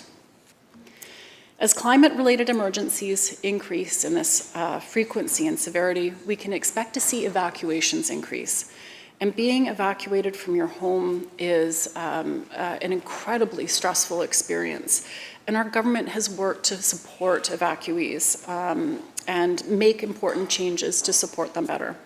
During emergencies, emergency support services, that's ESS for those who are familiar, it's available to support evacuees who need assistance meeting their basic needs. That's things like food, lodging, incidentals, and transportation. We've made a lot of changes that would support access to ESS, including a new BC evacuee helpline and self-service option, so evacuees don't have to visit a reception center, something that we had heard was really important. Because being evacuated from your home is so stressful and an incredibly challenging time. And I want British Columbians to know that we're there for them if the worst should happen. And I also want to take a moment to recognize all of the ESS volunteers and responders for their dedication in helping their neighbors and community members when disaster strikes. Thank you. And we have more support in British Columbia. I think of the people in British Columbia who have stood up and said, I want to help people. And one of those groups are our dedicated search and rescue team. So I do want to thank that group of volunteers that assists people in their time of need. Those search and rescue crews who are sent out into our beautiful province. Because while it is beautiful, it's also filled with difficult mountainous terrain, beautiful coastlines, but again, can be very dangerous. We've got lakes and forests, but when things go wrong, we have dedicated individuals who are on our search and rescue teams that can assist us. So whether it's for ground searches, air or marine rescue, these amazing people are there for them in their time of need. These volunteers are on call for 24 hours a day, 365 days a year, and they generously provide their time and expertise to help people across British Columbia. The work of these search and rescue volunteers is invaluable, and I want to share my deepest appreciation for everything that they do, keeping people safe. Aligned with our new emergency management legislation, we are updating the Disaster Financial Assistance Program, that's DFA, to ensure the program meets the evolving needs of people and communities. Disaster financial assistance helps eligible people and communities recover from uninsurable losses following the aftermath of a large-scale disaster. So for those sudden, unexpected, widespread situations that are not insurable, British Columbians can count on that disaster financial assistance to support them when insurance just was never an option. So whether you rent or own, home insurance is one of the best ways that you can protect yourself and your family, and we encourage everyone in BC to have insurance. It's important that people update their homeowners or tenants' insurance policies and understand their coverage for all risks. It can cover the costs of repairing your home and replacing your belongings, and it will typically cover accommodation and other living expenses if you're under an evacuation order. And when it comes to preparing for emergencies, everyone has a role to play. When an evacuation order is issued, people need to act urgently. And the last thing they should have to worry about is what to pack or who to call or where to go. So by doing that preparedness work beforehand, people can relieve so much of that pressure and stress on themselves and their family if they're ever in a situation where they need to evacuate. And now is an important time before the hazard season, where spring floods and summer wildfires may occur, to build a plan. To help families prepare, the province launched the Emergency Ready Planner, which is an easy-to-use interactive tool that helps people build a personalized emergency plan. The Emergency Ready Planner can be found online at preparedbc.ca/emergencyready. The interactive planner will take people through the various sections of an emergency plan, including what to pack in an emergency kit and your grab-and-go bag. It includes important information such as contact information for people in the household, emergency meeting places, emergency insurance policy information, and steps to create a fire-smart property that's more resistant to wildfire damage. BC FireSmart provides great resources with information on changes you can make to protect your home from wildfire. There's tips on landscaping, fire-resistant trees and plants, and other tips to help reduce risk to your home if a wildfire was to threaten your property. Prepared BC also has hazard-specific guides, which is really important because not every community has the same hazards. For example, Richmond does not have the need for a tsunami hazard. We are fortunately for us and unfortunately for the island, protected from tsunamis. But the hazard-specific guides that are online include earthquake and tsunami, flood preparedness, heat preparedness, wildfire preparedness, and other hazards. So I encourage people to take a look there so that you can have an idea on your emergency planning and find the resources that match the hazards in your community. Because I've heard time and again that people want to take a more active role in the face of threats to their home, their community, their businesses, whether it's wildfire, earthquakes, floods, or other hazards. And being prepared makes you and your community safer. I'd like to illustrate some of the things that our family has done to be personally prepared. Our Premier may not have known how prepared I was when I was asked to serve in this role. So our family, from the age of 22 months old, I've taught the children how to call 911 and why you would call 911. And you need to make those instructions very age appropriate and tailored to your child. So for example, I would let my 22-month-old know if mommy's laying down and you can't wake her up, that's 911 and how to do the call. You also need to share with everybody in the household what to do in case of a house fire, because that's one of the most common hazards that people face.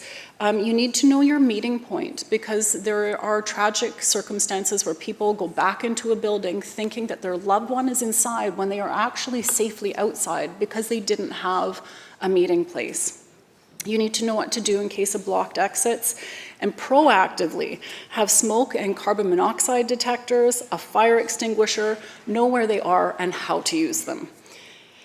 You also need to know, in our household, because we live in Richmond, what to do in case of an earthquake. You stop, you drop, you hold on, you're underneath, hopefully very sturdy furniture. You also have to have prepared a grab-and-go 72-hour kit, 72 hours or longer, and have an out-of-province family contact. So everybody might not be at home when disaster strikes. And in case of an earthquake where there could be widespread disruption, Being able to contact somebody out of the province is an additional way that you can ensure that you can be reconnected with your loved ones when local services are overwhelmed. You should also have a first aid kit at your home and your car. Know how to use it. Your kids should know how to use it. And always highly recommend CPR and first aid. And finally, it's personal to me, you should have a life skill of swimming. You never know when that's going to save your life. And we're just about out of time, and I have so much more to say, Speaker. I am so proud of the work that this government has done. We are well on our way to doing more and delivering important resources for the people of British Columbia. I know that our province and country is strong and beautiful, and we have been through tough times together, and I know that we will prevail again because we are this true north, strong and free.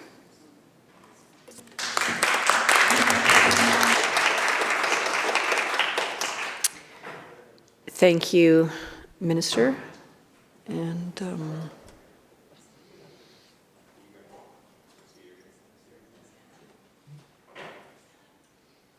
I'd like to recognize the member from Langley Walnut Grove.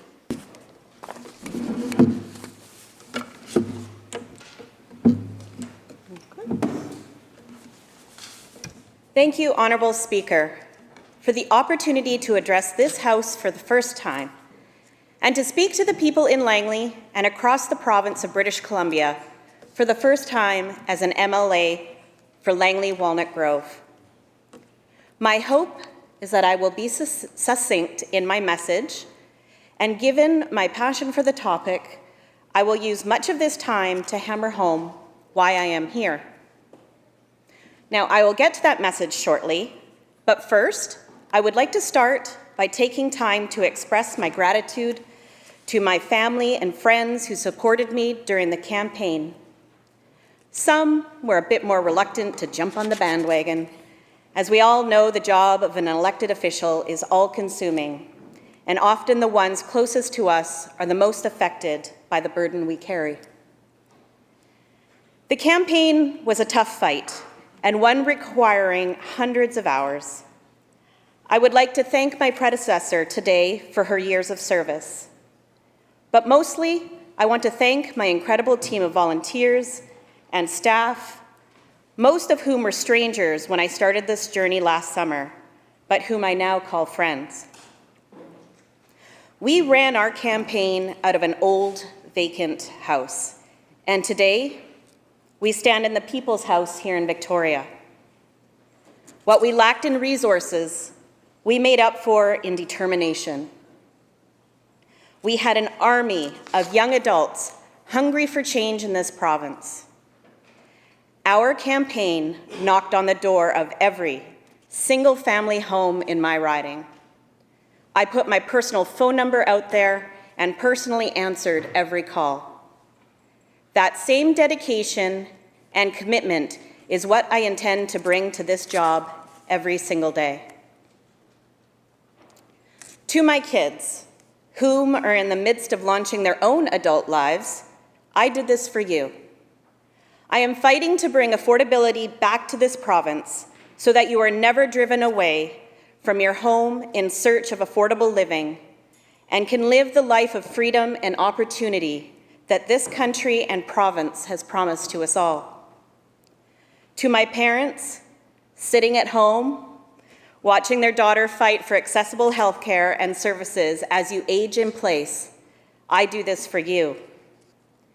To my sister, a healthcare worker throughout the pandemic who continues to serve the most vulnerable today, and at a great personal sacrifice, I do this for you. And to my fiancé, thank you for your unending support of this crazy Canadian girl. Let's make 2025 the year we put the international border that lies between us behind us. And most importantly, to my constituents, you already know that I'm a fighter, and I will work every day to keep finding ways to serve you to the best of my ability. I am immensely humbled and honored by the trust you have placed in me as your MLA. I'm mostly an optimist and try to always assume the best in people. As I look around this chamber, I truly believe that most of us are here for the right reasons.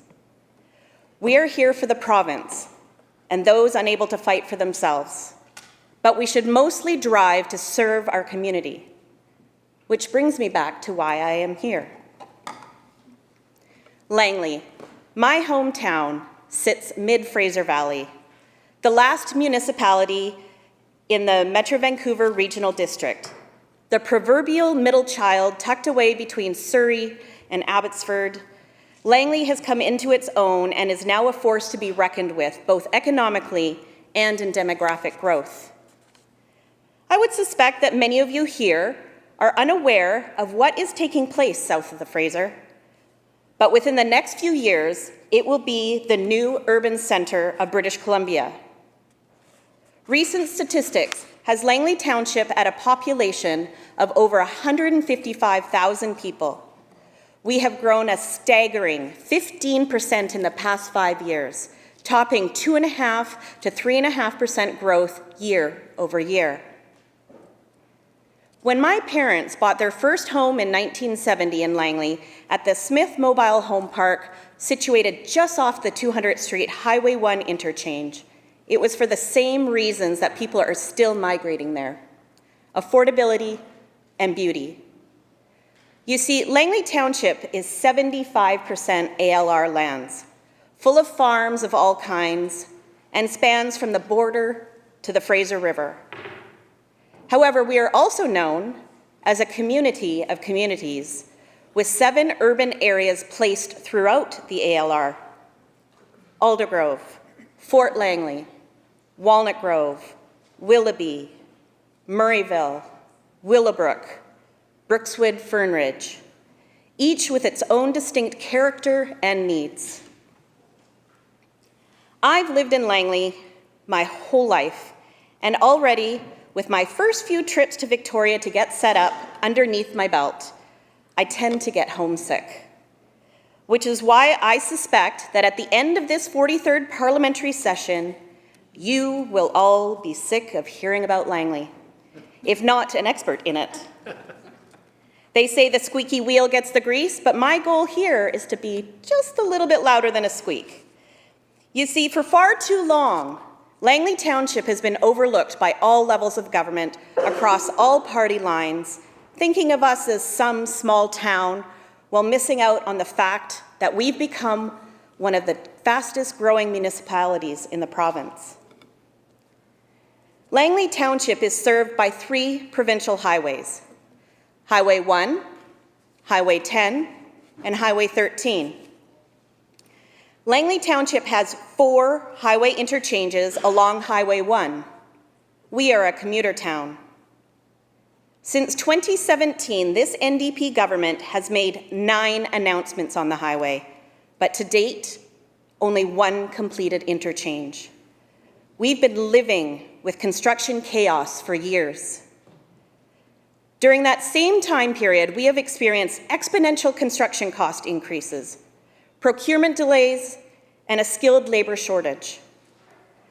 Not pulling the trigger to deliver projects within Langley has caused my constituents to languish in traffic, losing productivity and time with their families. Highway 10, right down the middle of Langley, and a major east-west corridor leading from Highway 1 to Surrey, our portion is still a 2-lane road with 0 whispers of ever being widened. This same scenario also exists on Highway 13 through Aldergrove, mostly a 2-lane road which has multiple major accidents every year, many of them resulting in high-speed fatalities. The community hospital that I was born in still looks the same today, albeit with a few modifications. Promised an expansion under the BC Liberals in 2015, we are still waiting. In fact, during the fall NDP campaign announcements, this government re-announced that same expansion. Folks, that's 9 years between announcements. And the reality is, we need our long-term care project to be funded and completed before we can even think of making space for the hospital. So what's that? Another 5 years? In 2024, this government opened an urgent care centre in Langley as a stopgap solution to our desperately underfunded hospital and primary care doctor shortage. To quote the announcement from March last year, it said, quote, "The UPCC provides same-day care for people who need support for their health concerns within 12 to 24 hours, but do not require an emergency department. The UPCC is available to people who do not have a primary care provider, as well as people with a provider who are unable to schedule an appointment within 12 to 24 hours, close quote. But here's the reality of that program on the ground in Langley. It's not regularly staffed with physicians. Patients cannot call ahead to find out whether a doctor will be there. People show up to the clinic and find out that there isn't someone there to help them, depending on what ailment they have. And so the effectiveness of this facility is minimal to the average user. Langley deserves better. Then there's the schools. The province would need to build one school every year to keep up with the growth rates that we have in my riding alone. Since 2023, my constituency has had 3 school announcements. These announcements are not new information in Langley. These school sites have been sitting there ready to go and set aside by the municipality for years and years. But to this date, when we need a school delivered every year, none of these school projects have even commenced. Politics has always been a part of my life. In 1999, I was knocking on doors for a school board election in my hometown. For decades, Langley operated with a small town mindset, ignoring the clear signs of rapid growth. Watching from the sidelines, I realized the best way to create change was to step up and be the change. I first ran for office in 2011, and after years of dedication, I was elected in 2022. Since then, I have served on council with commitment and a steadfast focus on building a better future for the community. Until 3 months ago, I was still wearing steel-toed boots and a hard hat, working in construction to build houses for British Columbians. When you understand housing, you can look at your growing community through a unique lens. However, one day, my job helping shape our community's immense population boom was taken away from me and my municipal colleagues by housing bills passed by this NDP government. The township of Langley was never on the naughty list. We are not NIMBYs. We approve thousands of units a year. But with a unilateral sledgehammer, the Honourable Minister of Housing felt he knew best how to plan our municipality. What he may or may not have known was that Langley Township, like most cities south of the Fraser, has 3,000 acres of open developable lands. Lands on future transit corridors, with school and park sites already set aside, with civil infrastructure in place ready for growth now. But Bill 44 shifted and wasted city staff time to chase after hypothetical densification in built-out stable areas, and without allowing for parking requirements in a town with minimal transit options. We all drive cars. Why? So I would like to take a moment to thank the member from Delta North for unintentionally encouraging me to run for provincial office. But it's more than housing. It's also healthcare, public safety, and all the other issues that have been created and aggravated by the NDP government over the past few years. I love my hometown so much that my wants for it are viewed from nonpartisan eyes. This is why I'm actually hoping this new government finds success in fixing the problems that have been affecting Langley and the province during their previous terms. There was a significant list of NDP campaign announcements made for Langley Township in the fall. Things we desperately need, things that should have been finished 10 to 15 years ago. I'm hoping the NDP actually follows through with these commitments and don't drop Langley like they dropped the grocery rebate. I want to see the Minister of Infrastructure so often in Langley that she starts seeing it as her second home just outside of Vancouver. But I don't want her there for announcements. I want her there cutting ribbons and opening facilities. Honourable Speaker, Langley is no longer a small town. It is a thriving, rapidly growing community that deserves the infrastructure, healthcare, schools, and housing that match its needs. Yet, for far too long, this government has ignored us, making empty promises while leaving projects stalled, underfunded, or outright abandoned. The people of Langley don't need more re-announcements of the same projects, more delays, more political theatre. They need real action. They need highways that move, hospitals that heal, schools that teach, and homes that are actually affordable. This government has one job: to serve the people of British Columbia. If they fail to deliver for Langley, they fail all of us. So I say this to the NDP government: do your job. Cut the ribbons, not just the press releases.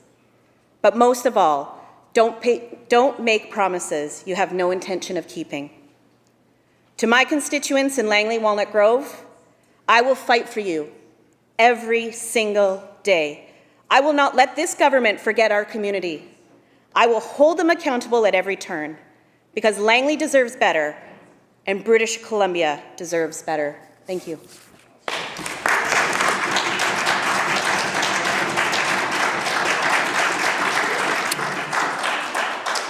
Thank you very much, member. I'll recognize the Minister of Social Development and Poverty. Thank you very much, Mr. Speaker. Congratulations on your election, and congratulations to my colleague across the way on your first speech in the House. It's really good to see a lot of new members and a lot of women elected here. I'm really honored to be in this good company. I'm very glad to be joining the chamber on the territory of the Lekwungen-speaking people, the Songhees and Esquimalt First Nations. I hail from Snuneymuxw territory. That's where I live and work, and raise my hands to the elders, to Chief Mike Wise. The partnerships and the friendship fuel a lot of my work.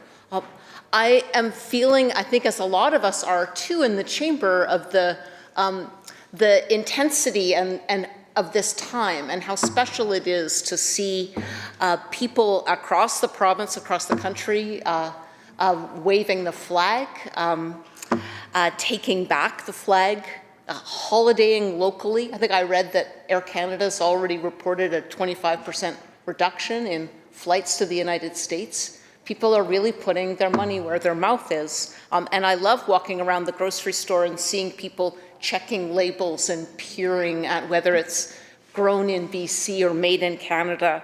It's really a special time. And I'm really grateful to the grocery stores that are and the workers that are doing their best to put labeling to make it even easier for people, again, to put their money where their mouth is and really support local businesses and local community at a really key and worrying time. This is an example of the power that we have as individuals and as community when we work together. And so in this response to the speech from the throne, which I support, I'm going to relay some of the things that I've heard from community members about priorities of theirs, how those conversations have informed the priorities of our government and the focus of our government, helping with costs and housing, growing the economy, creating good jobs, strengthening healthcare, building safe, strong communities. All of that despite the challenges that people were already feeling. The impacts of global inflation as a hangover from the pandemic are still hitting people extremely hard across North America. Global inflation has made life really expensive, and it's hit people hard, especially those who are already struggling to make ends meet. And in my role as Minister of Social Development and Poverty Reduction, I'm consumed with that. I've been in that role now for 2 and a bit years, and grateful for everybody that has informed me about actions that we can take together to make life better for people. And so we have been acting. We've been helping people with costs since 2017, helping over 163,000 people out of poverty, including 50,000 children out of poverty. In childcare investments alone, well, since 2018 in my community in Nanaimo, $42 million has gone back to parents. In Nanaimo, Gabriola, we've created almost 700 new childcare spaces. In all of Nanaimo and region, $76 million has gone back to parents in the form of reduced childcare fees. That's probably had the single largest impact on family pocketbooks, but also getting more women especially back into the workplace. Our government's increased minimum wage 8 times. We've increased income assistance 5 times. For each person, that's an increase of $450 a month more that they get since before we were elected.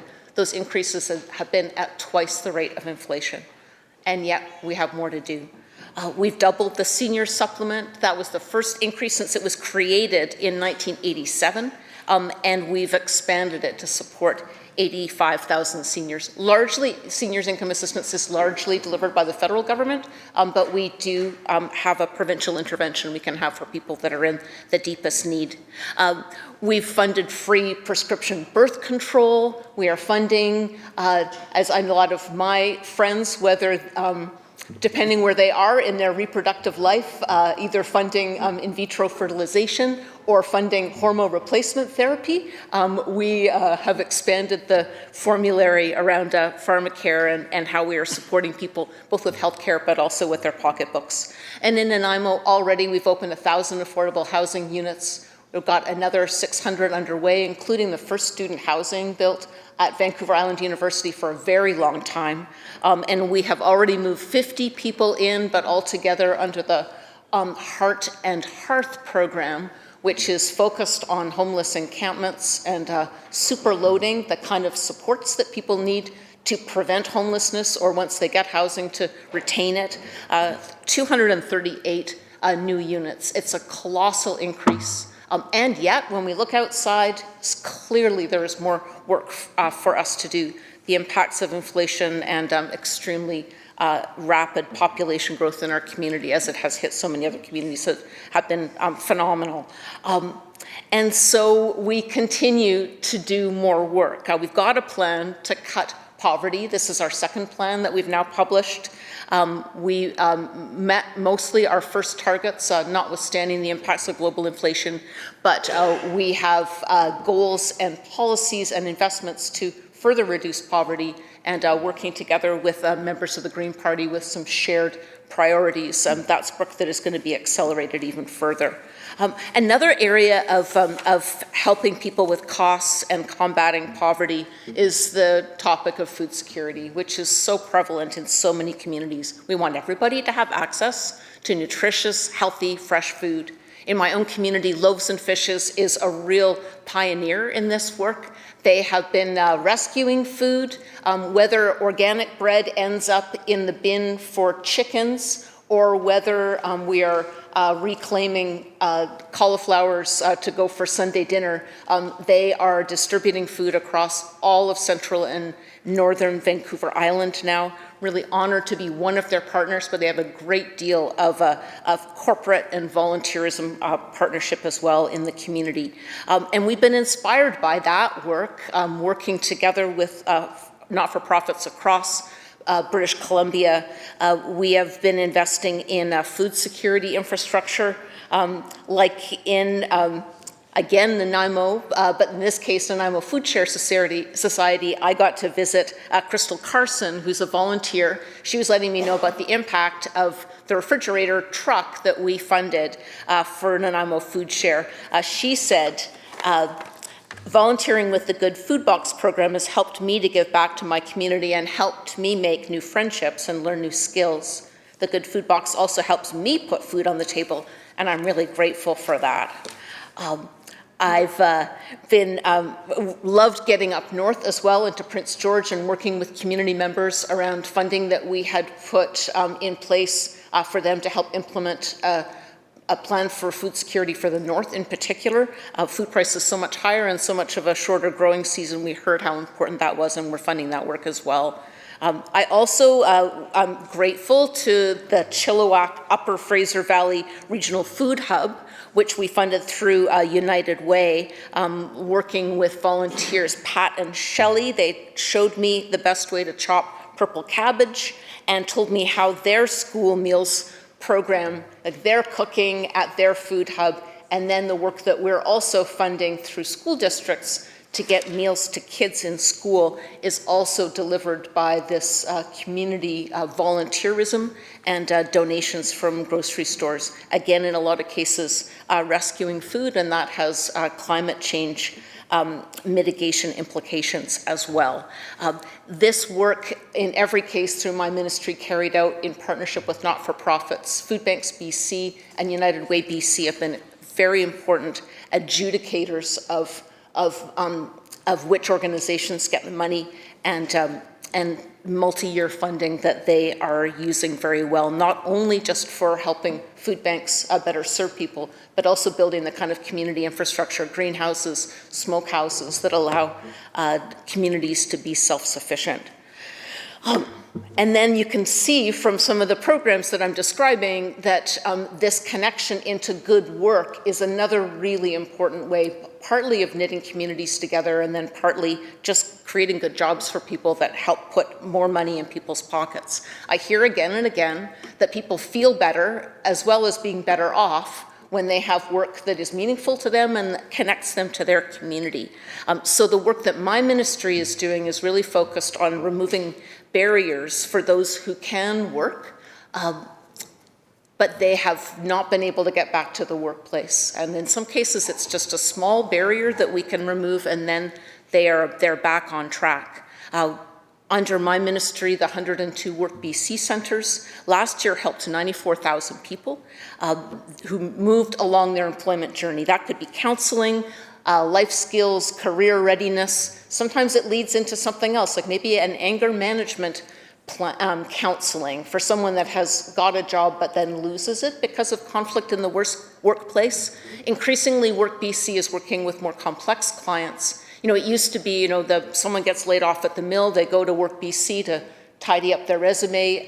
In that, what we're finding more and more is that that kind of cohort tends to be hired right away by another employer. In this case, we're asking Work BC service providers to do much more hands-on work with more complexity, and that's a really big body of the work that my ministry is doing. I heard from some Prince George Work BC employees that they had encountered a man fairly elderly living in his car with his dog because he was evicted because of the pet and he refused to be separated from his animal. He comes to the Work BC Centre and they were so smart about saying, what do you like to do? He didn't want to be separated from his dog. They got him training with our funding. And in many cases, it's federal funding that we administer, so it's not costly to the BC taxpayer, to the provincial taxpayer. We got him trained as a long-haul truck driver.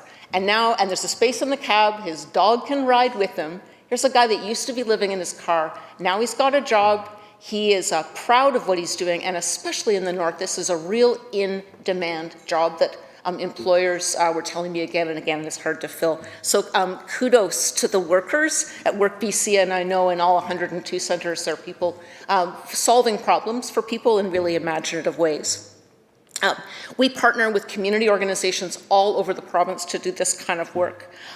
We've got a pilot project, for example, in 5 different communities where we have embedded employment training into bed-based addiction treatment. This is happening in Nanaimo as one of the 5 locations. And I know that a lot of people that provide addiction treatment have had some kind of employment training built in, but this is one where we are measuring impacts. We've got a lot of accountability. We're able to measure already 55% of the participants retained their jobs after they left bed-based addiction treatment, and you can just imagine what a good thing that is to leave addiction treatment with a new purpose and a new set of friends and not too much time on your hands.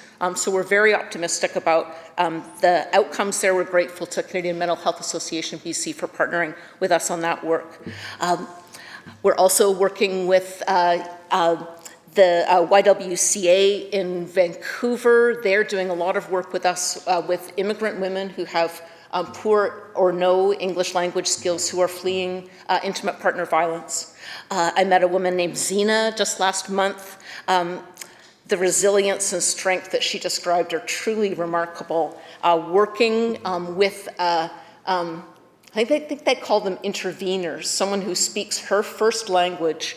They get job trained, get coached for applying for jobs, and then they're kind of shadowed in the first couple of months. In many cases, these are women who have very low self-confidence, and we just saw them just accelerate in their work. Zena in particular, through this Access program that we fund, has been able to pursue her dream of becoming an educator. And again, the province needs more educators. We also have a program with YWCA in the same vein that's training early childhood educators. So again and again, we're working both to help people out of poverty and overcome barriers, but also fill market needs that are really in demand.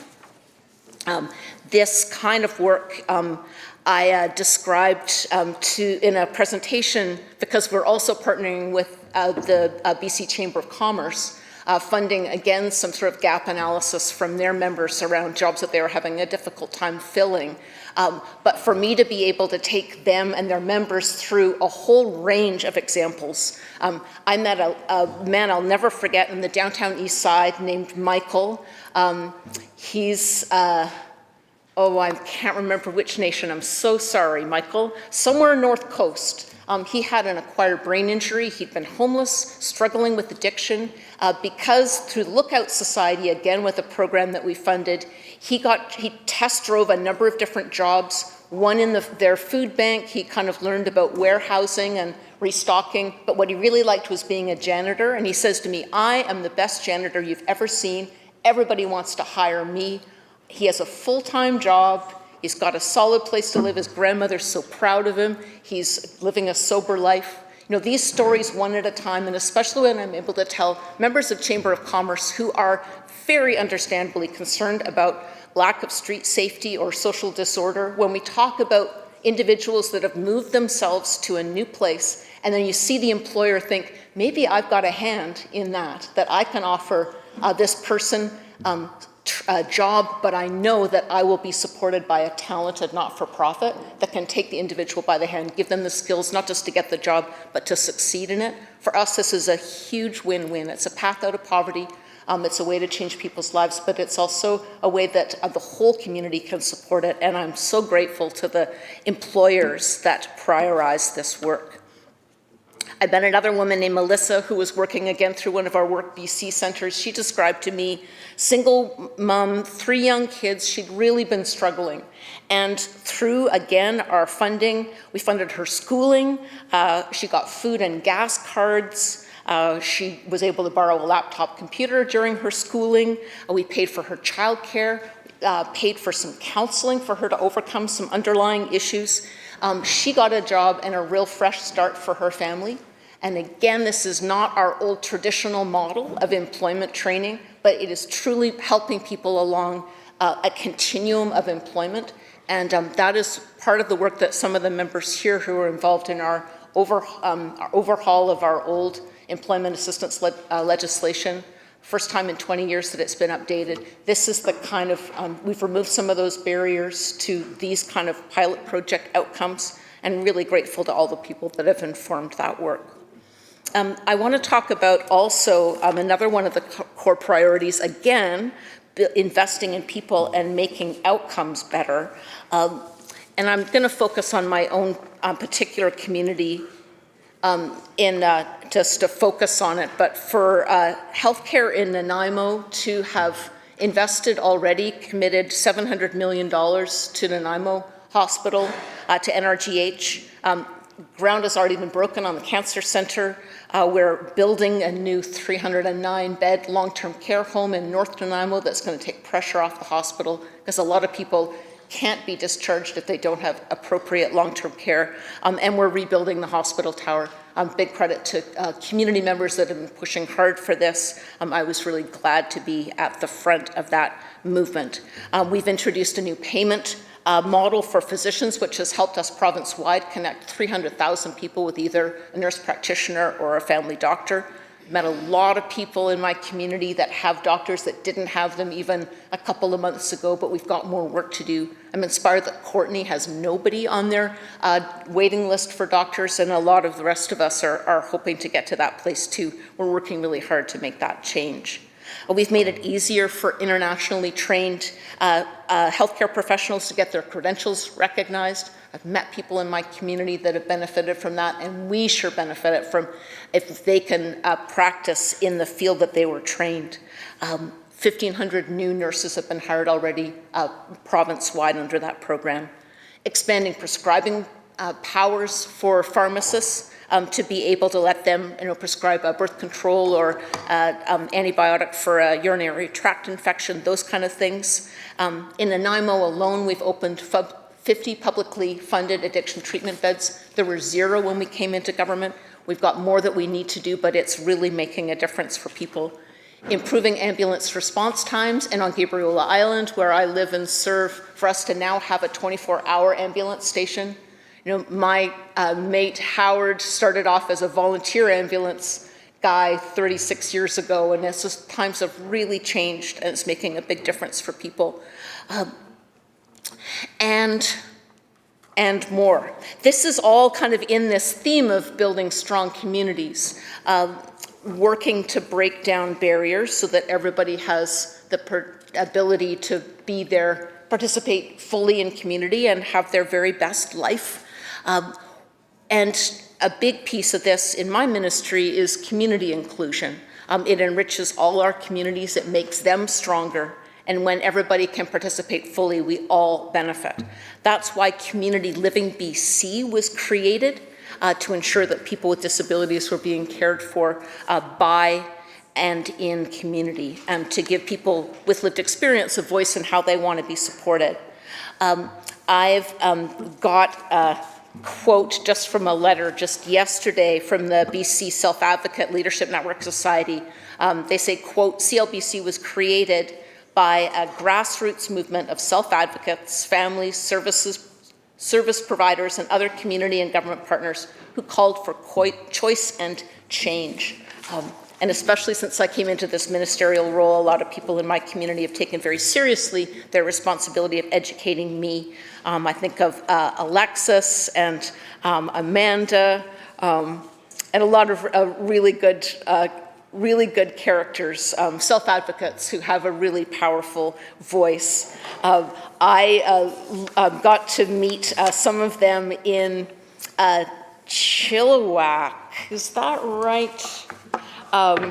Yeah, the Chilliwack Service Society for Community Living. They have a program called Impact. And I got to meet with a Rowan who's really engaged in Special Olympics, competing in swimming and weightlifting, working in cafes, and as a way to practice their verbal communication.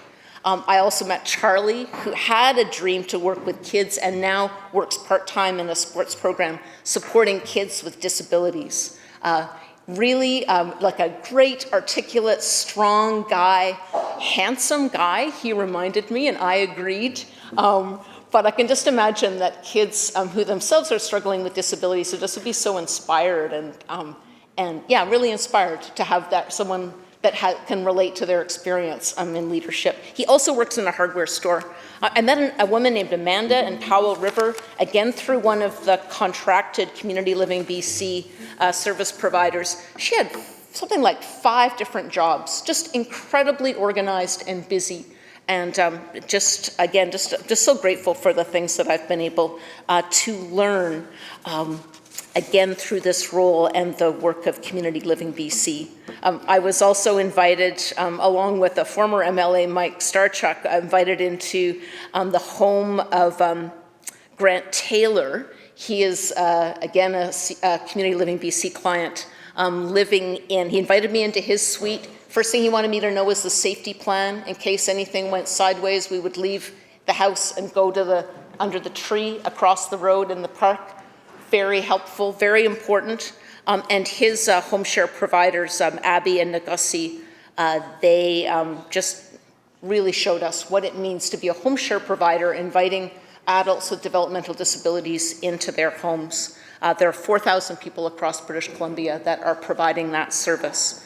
There have been some extremely very hard and terrible headlines about home share that went extremely badly, and a life was lost, and the home share provider was criminally convicted because the woman she was responsible for died. And that story, a terrible story from 7 years ago, preoccupies everybody on my team, of course, and did at the time, and a lot of changes were made, but I just want to be so clear that, of course, I'm grateful every day for the people that do this work and do it well, and there are 4,000 of them that are looking after people with great care. In this, the final minutes that I have, also in our definition of strong communities includes accessibility. We are doing a lot of work still to implement our Accessible BC legislation, again, which was passed unanimously in this House. The regulation building is being done now by people with lived experience. I'm really grateful to my friend, the MLA for Malahat, Wanda Fuca, who's the Parliamentary Secretary for Accessibility, leading that work, assigned by the Premier to lead that work. We are also building strong communities with our incredible community integration specialists, which work again with my ministry. They go out and meet people where they are. You'll remember in the past, people that were on income assistance would have a caseworker attached to them. That was cut by an old government, not ours. We've returned that care for people that are on income assistance with an outreach model. So they'll go out to the homeless encampments, they'll go to the food banks, they'll go to the Aboriginal Friendship Centres, wherever they are invited. They are connecting people with care. I heard at Tillicum Lalem Friendship Centre in Nanaimo, because we have folks embedded in almost every Aboriginal Friendship Centre that wants us across the province. I met a woman named Jackie. She was the community integration specialist. One of her clients said to me, with the community integration specialist support, I don't have to re-explain anything. I don't have to feel like I might not explain something properly. I have a connection and personalized experience which makes me feel less fearful and like I have the ability to ask for help more transparently and more honestly. Very grateful to the 185 or so of these folks that are doing work. And if any MLAs need help connecting their constituency office with these good people, please do ask me.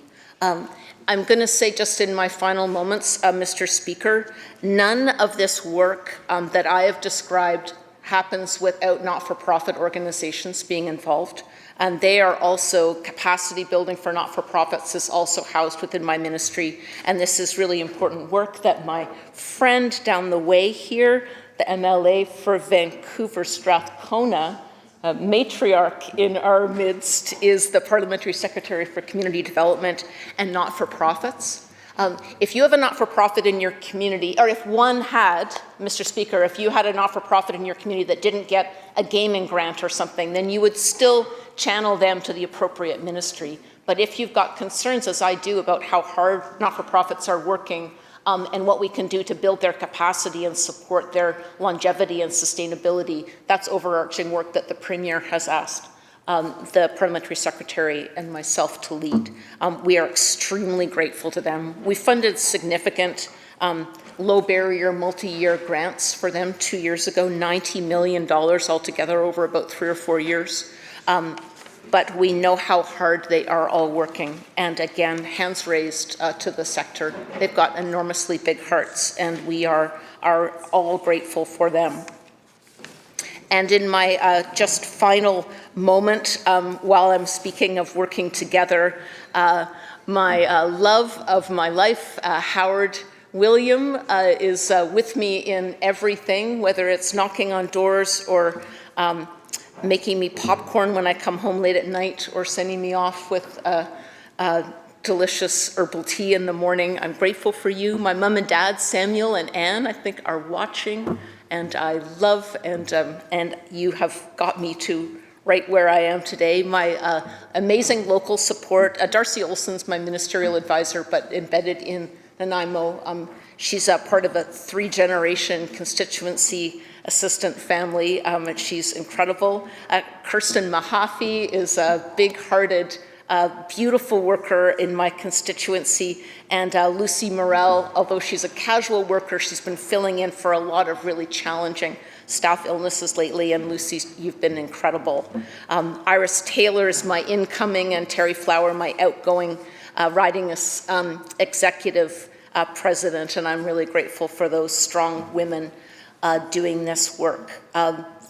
In closing, Mr. Speaker, all of these stories that I have told are all about working together, all about supporting each other, and especially at this time where we are feeling tremendous threat from Trump's tariffs. I think we're all feeling collectively that no matter what's thrown at us, we are going to stick together. We are going to watch out for those who are harmed, particularly communities and sectors, business leaders, workers, and we are determined to support each other, to support people, because we know that investing in people makes us all better.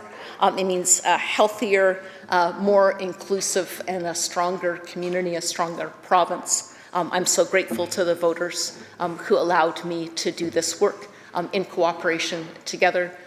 Thank you, Mr. Speaker, for your attention and for the opportunity to indicate my support for the throne speech. Thank you.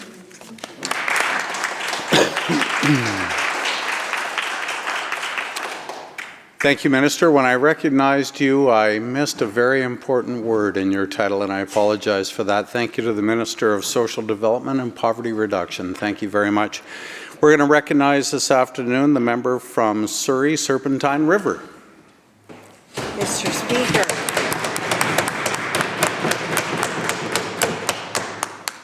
Mr. Speaker, honorable members, distinguished guests, and most importantly, the people of Surrey Serpentine River, one of British Columbia's brand new ridings. It comprises West Cloverdale, East Newton, goes north to the Tynehead Regional Park, and has acres of beautiful farmland along the Serpentine River. It is with deep humility and profound gratitude that I rise today to respond to the throne speech. I do so not just as a representative, but as someone who has spent decades walking alongside the people of Surrey, listening to their concerns and celebrating their successes. My own journey in Surrey began some 40 years ago. I know it's hard to believe. I first joined the city in its law department, having worked as a paralegal in Manitoba and later providing legal support to an Alberta mining company developing a gold mine in the Northwest Territories. And I didn't buy the gold, something I regret to this day. After some 21 years in Surrey, I retired as its economic development manager to join the political arena, where I served another 13 years. I have worked during those 13 years with many of the premiers in British Columbia, Gordon Campbell, Christy Clark, and the late, well-respected and loved John Horgan. Each of these premiers were different, but the common thread was cooperation and communication with the City of Surrey and help in advancing its plans and objectives. I don't see either the transparency or the collaborative spirit that was formerly alive and well. And I would hope now that in this legislative session, we see that change. To serve in this legislature is a privilege and a trust bestowed upon us by the people who believe in our ability to make their voices heard and their lives better. I want to acknowledge those who worked hard on my campaign to bring me to this House. Deborah Colt, who is now my very able constituency assistant, Patrick Kinsella, who has a long history as a conservative political scion, Jackie Schaefer, Stu Braddock, Manjit Sani, Aaron Chima, Kultar Tera, Margot Gole, and so many others. And I apologize if I have forgotten someone, but there are just too many to name individually. And I'd like to give special thanks to my family for their ongoing support. My husband, Alan, my son, Gordon, and my grandsons. They have given up time, attention, and the occasional decent meal for me to be here. I retired for 6 years, and I joined the Conservative Party because I believed that so many things needed to change. I was dismayed to learn that 1 in 3 young people were thinking of leaving or trying to leave this province. And Mr. Speaker, as a grandma, that was just not something that I could stand still and do nothing about. As I reflect on my many years of service in local government, I am reminded that public service is not measured in years alone, but on the impact that we have and those we are honored to serve. However, what I'm hearing as I stand in the arena at a hockey game, or I'm at the lacrosse box, or I'm at a soccer pitch. That's what happens when you have 5 grandsons. What I hear is how unaffordable life is for so many. By example, what used to be a volunteer community program that served some 700 meals a day in Cloverdale has now more than tripled. And a school breakfast volunteer program that is delivered by our firefighters to all inner city schools has now expanded way beyond that. In fact, now some of the children show up on weekends looking for that one meal. And that, Mr. Speaker, breaks my heart. I hear the government saying its focus is ensuring families are looked after, but I don't see the reality of that on the ground. But to all the volunteers who are doing a phenomenal job filling in for the blanks in the system, I say thank you. Currently, one of the issues in my riding right now is a proposed crematorium next to the Serpentine River. I have a petition with thousands of signatures on it in my office in opposition to the crematorium and suggesting that it is not a use right beside the Serpentine River and in a residential area. I have taken the time to write to the Mayor and Council about the concerns of my constituents, and I have also noted that the petitioners have asked several times for assistance from the Minister of the Environment. I am proud to have been, in my riding, part of the opening of the Surrey Sport and Leisure Complex. I think we just saw the Wickfest women's hockey tournament there recently. And to build out the Cloverdale Athletic Park, which is also in my riding. And in a nod to the Greenes, I wanted to acknowledge that I spearheaded North America's first anaerobic digester plant that not only fuels our city's garbage trucks with your banana peels and your organic waste, but it powers thousands of Surrey homes. But as BC's fastest growing city, now approaching some 700,000 people, and having a greater number of children than anywhere else in this province, the needs are ever growing. And Surrey has, for a long time, been underserved. By way of example, to have only 18 pediatric beds in a city with more children than anywhere else should be a disgrace. And the need for a children's hospital is very evident. The new hospital that is proposed in Cloverdale doesn't even have a maternity ward.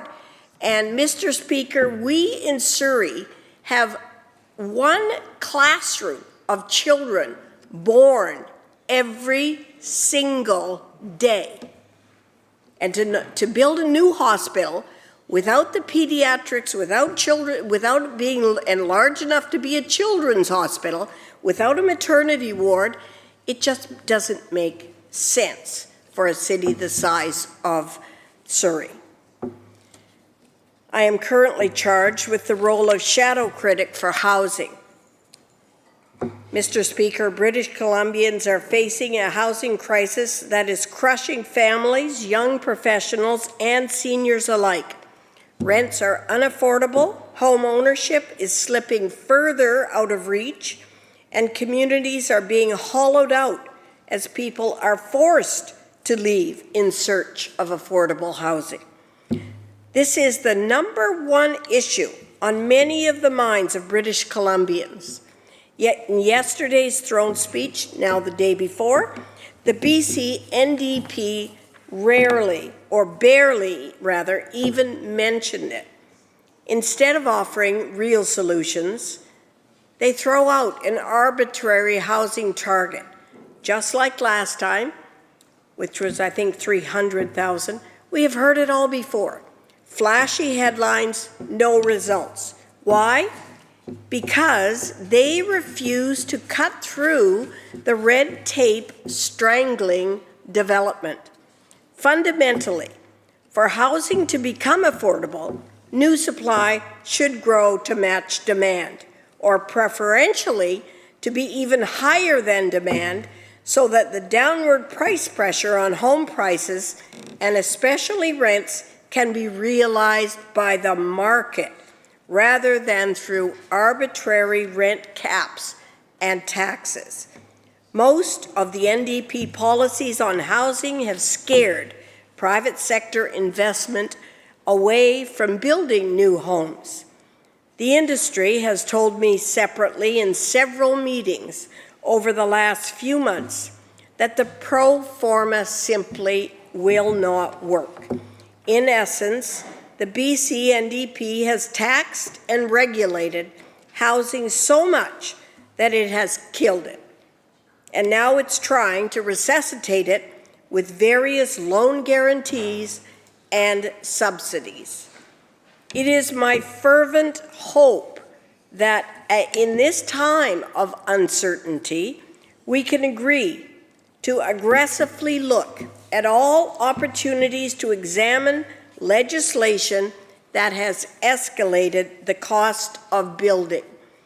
Housing starts dropped 9.2% in British Columbia last year, and worse in the Vancouver metropolitan census area, which saw a 15% decline. It is time to help British Columbians, especially when some of the answers are in our own backyard. Kill the carbon tax. It's killing the cost of everything related to housing and everything else. From windows, from doors, from fridges, from stoves, it needs to be gone. Get rid of step code, at least as a tariff relief, if nothing else. Double pane windows will do in a crisis.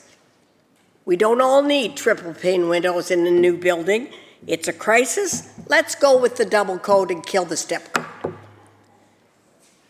And for heaven's sake, kill Bill 44. It's anti-democratic, it's overreach at the highest order, and it's, as a former local government, it's completely insulting to local governments who elect their people to actually manage their communities. Get rid of it. Mr. Speaker, the path of public service is not an easy one. Member, I hate to interrupt you, but we have another member that's about to seek leave, I believe, so. What happens? Mr. Speaker, I seek leave to make an introduction. Is leave granted? Aye. Thank you so much, and apologies to the member, but visitors are here and I wanted to make sure that I got an opportunity to introduce them. So I'm hoping you'll all join me in welcoming the SFU International Club. There are 8 folks here that are visiting today. It is a club that is at the Simon Fraser University that is based in my home riding of Burnaby East.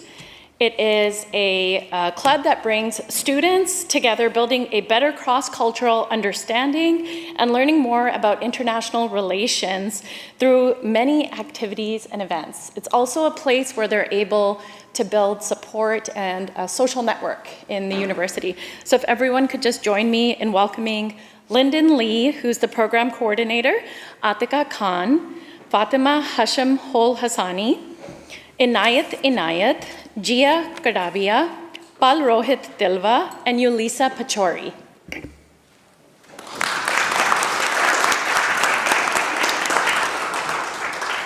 Thank you, Burnaby East. My apologies to Surrey Serpentine River. Take it away. Thank you, Mr. Speaker.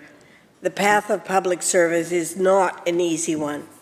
It is a calling that demands perseverance, integrity, and an unwavering dedication to the public good.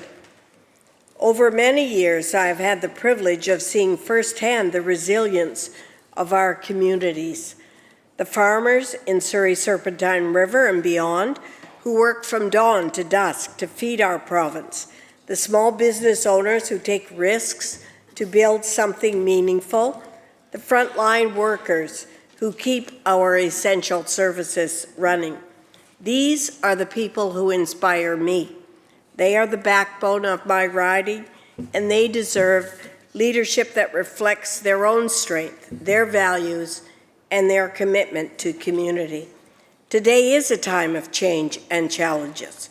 Industry struggling, families trying to make ends meet, and certainly a world that grows increasingly uncertain. These challenges require not just leadership, but vision. A vision that extends beyond election cycles, a vision that puts people first. The throne sorely spoke to issues all too familiar to our province, but have all been cloaked with the veil of tariff threats. Dangerous drugs on the streets is not new to British Columbians, and the Conservative Party has been calling for a major course correction for more than 2 years. Hospitals in crisis is not new to a tariff threat, and a housing crunch that worsens with crippling legislation is not new to tariffs. Determining at this stage of governing that economic success and fast-tracking is a panacea to tariffs is hopefully not a too little, too late awakening. Economic success should have been top of mind for the last 8 years, along with many other issues. Mr. Speaker, as we move forward in this legislative session, let us remember why we're here. We were not elected to serve a party or to carry a title. We were elected to serve people, and that means ensuring that every decision we make now is rooted in the best interests of our constituents. No one enters public life to seek comfort. We enter it to fight for what is right and to leave our communities better than we found them. To the people of Surrey Serpentine, thank you. Thank you for your trust, for allowing me the honor of standing in this House on your behalf. And may this session be one of progress, of integrity, and of unwavering dedication to the people we all serve. Thank you, Mr. Speaker.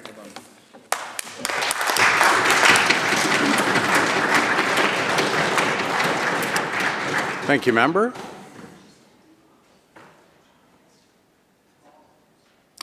Thank you very much. The chair will recognize Kootenay Monashee.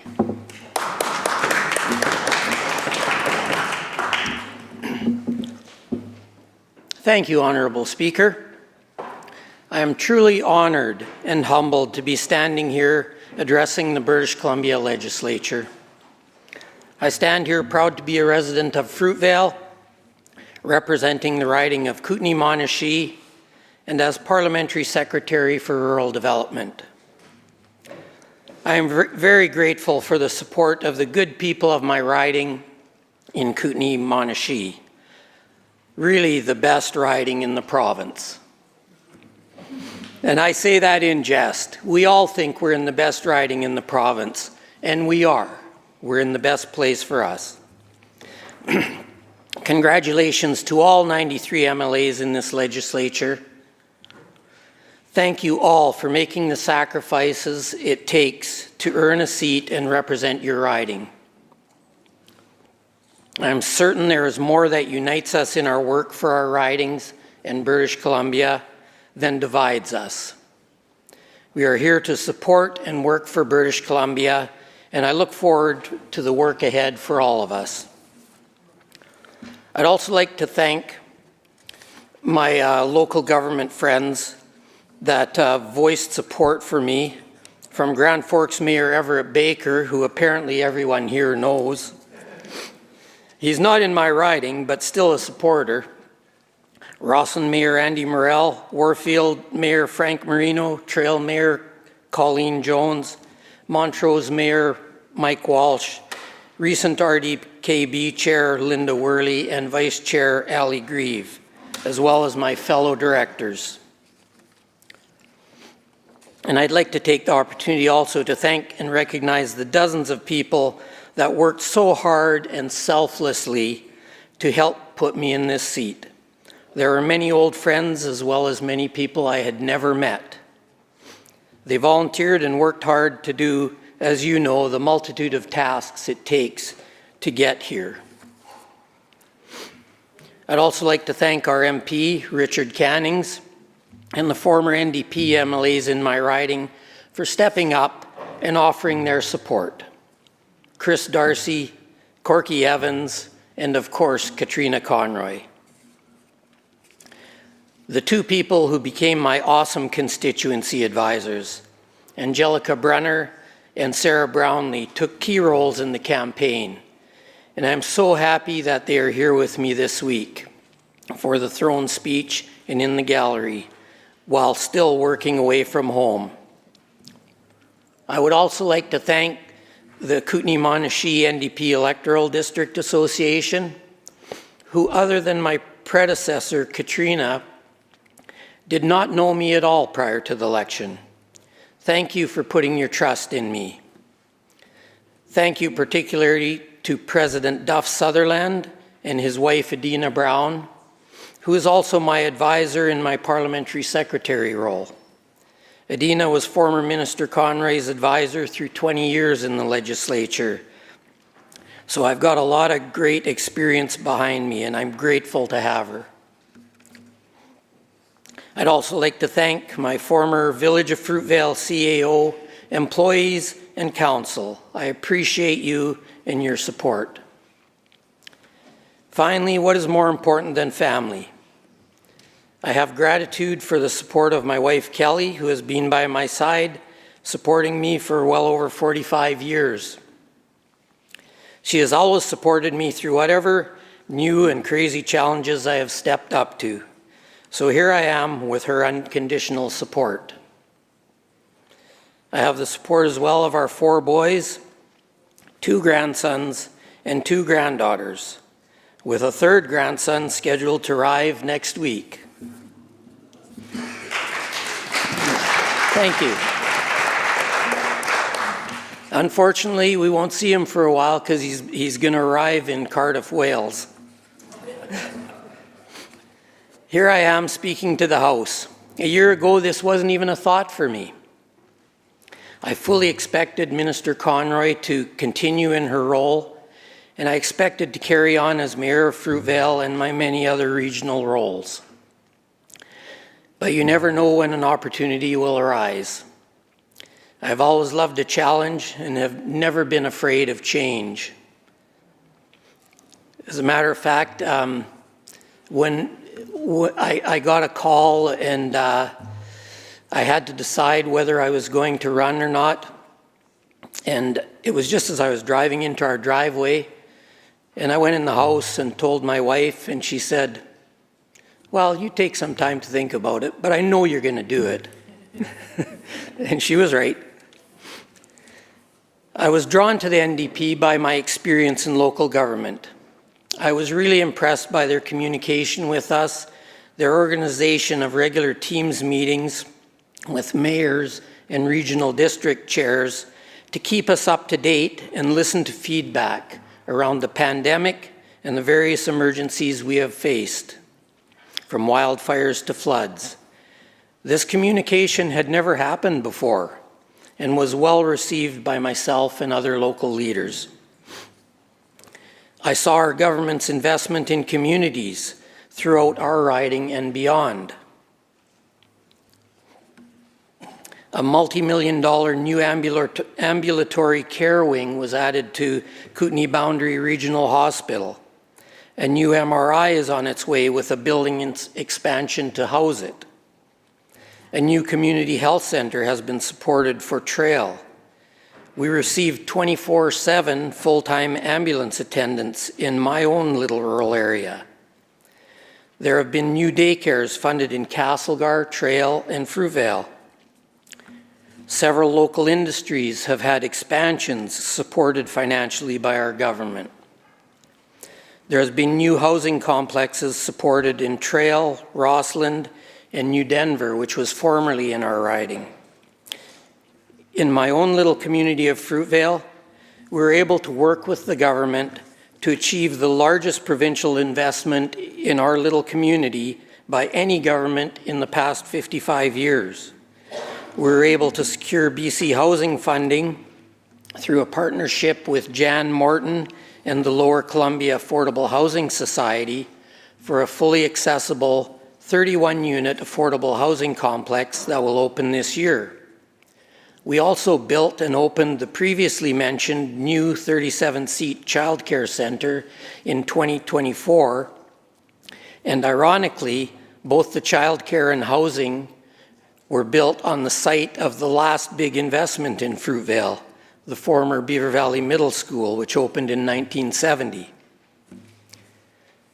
As I said, I love a new challenge and the potential for good that new opportunities bring. This is what really attracted me to join this team. It is not the challenges you face that define you, it is how you respond to the things that challenge you that defines the person you become. And I'll tell you some personal things here. In my family, I have faced several challenges. The first came as a teenager and my first experience with loss. I was fortunate to be raised in a close-knit family as the baby of 4 kids. My brother was the eldest and 10 years older than myself. Despite the age difference, we were close. He was my mentor and role model. One cold November Saturday when I was 15, my brother and my sister's husband of 3 months went to town for something, but neither returned. They were both killed in a car accident, gone in the blink of an eye.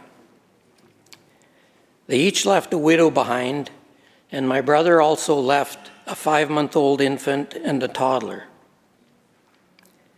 That one event impacted several lives forever. It took me a few years to navigate the loss and find my path forward. It was difficult, but that tragedy set me up to deal with future challenges. A few years later, I met and married my wife, Kelly, and set out on life. We have 5 boys. We have lived through and grown through several challenges, losses, and an abundance of fun. Our second boy lost an eye to retinoblastoma, cancer of the retina, at 16 months old. At this same time, we were also expecting our third boy. He was born 3 months later. But sadly, he was 5 weeks old, and we woke up 4 days before Christmas to find that he had passed overnight from sudden infant death syndrome. There was a lot going on, but we were blessed with strong family and friend support. After the cancer danger was reduced for our second son, we had 2 more boys and a very full and boisterous house, as you can imagine. We had lots of fun as they grew and matured. We encouraged them to follow their passion, and they did. One became a tradesperson, one became a high school math teacher, one became a professional hockey player in Europe, and built a home in Cardiff, Wales. And the youngest loved music and played guitar and any instrument he could get hold of from the time he was 5 years old. He earned a diploma in audio engineering and made it near the end of the old TV show Canadian Idol. And he became a professional musician based out of Toronto, as well as touring through Canada and Asia throughout the years. When the pandemic hit, he became a casualty. As a musician, all of his work dried up. Out of work and forced to move home for 18 months. As things reopened, he headed to Vancouver in early 2022. Imagine our shock when I received a cold call from a spinal surgeon at Vancouver General in the ICU unit that our son had fallen 4 stories and was on life support, as he had broken his spine at C2 as well as T7. We rushed down to Vancouver. The surgeons told us he had transected his spinal cord at C2 and there was no hope of recovery beyond maybe being able to move his shoulders. Following 5 months in ICU and 3 in GF Strong, he has ended up in Kelowna at the only long-term care home in the interior that can provide the level of care he needs.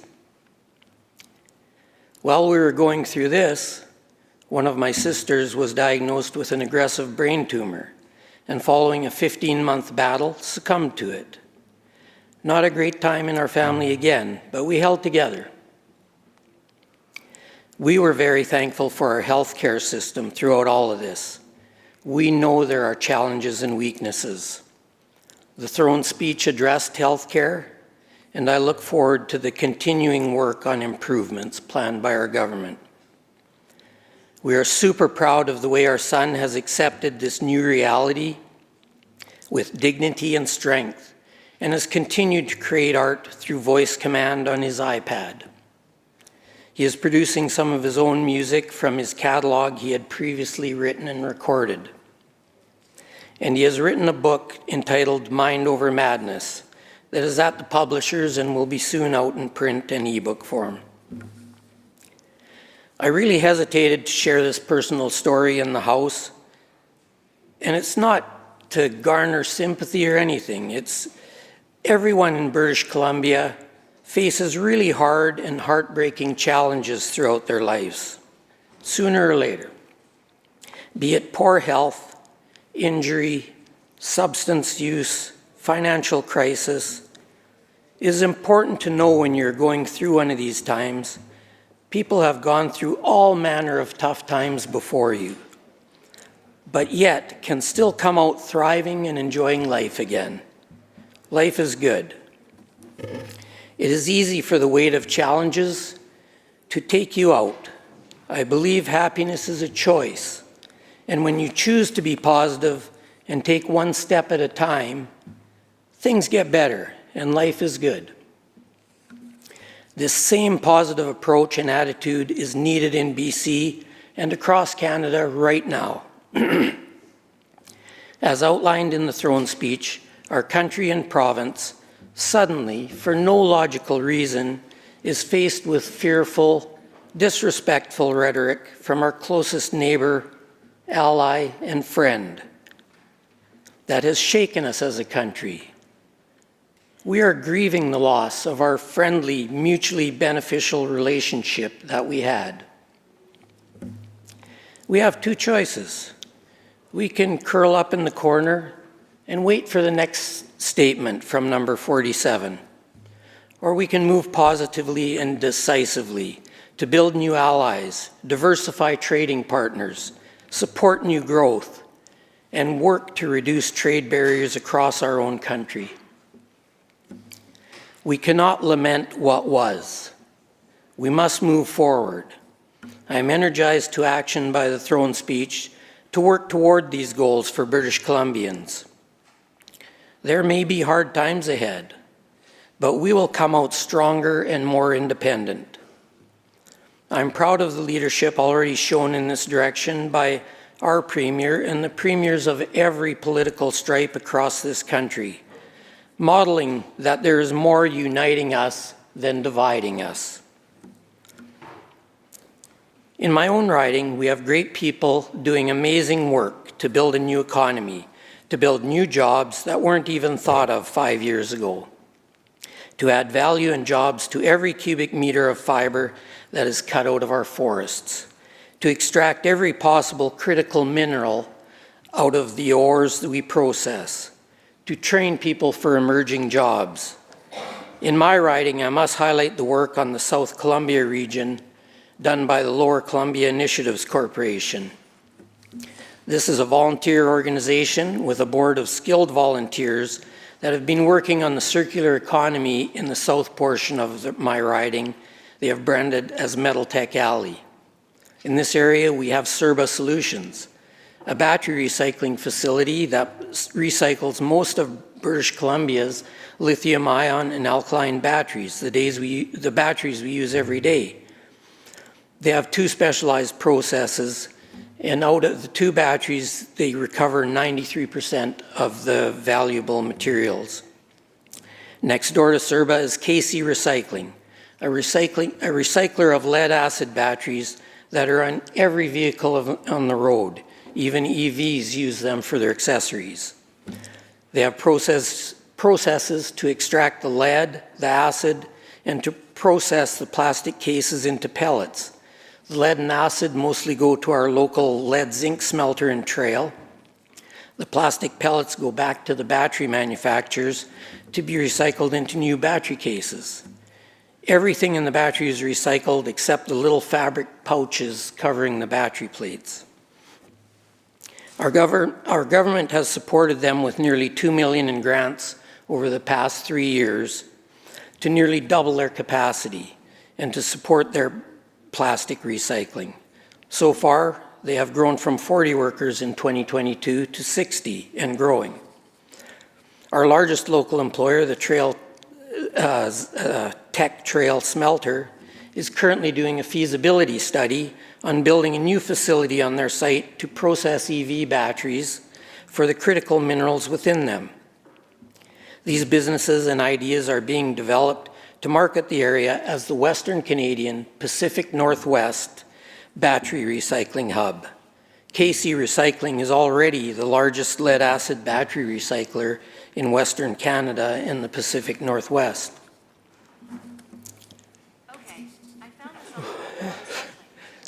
The Tech Trail Smelter processes ore shipped from their Red Dog mine in Alaska to produce lead, zinc, and multiple byproducts, such as gold, silver, antimony, gallium, and other critical minerals.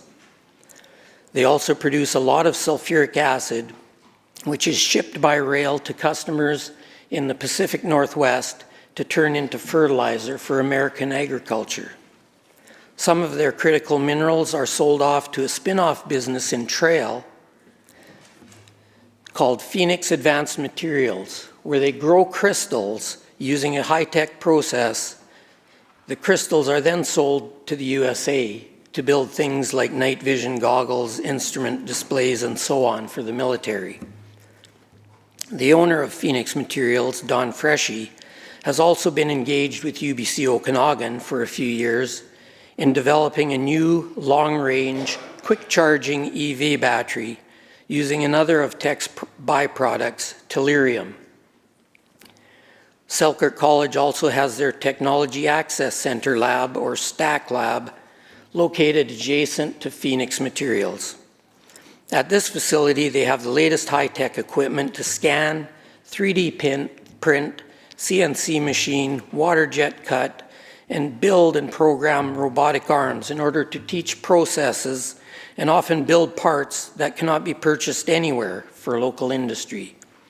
Some of the hydro dams in the area and areas of the Teck smelter are 80 to 100 years old. But with this technology, they can reproduce critical parts relatively easy for these old plants. At the Stack Lab, they also have a collection of robotic arms donated by an auto manufacturer that they program to do specialized tasks.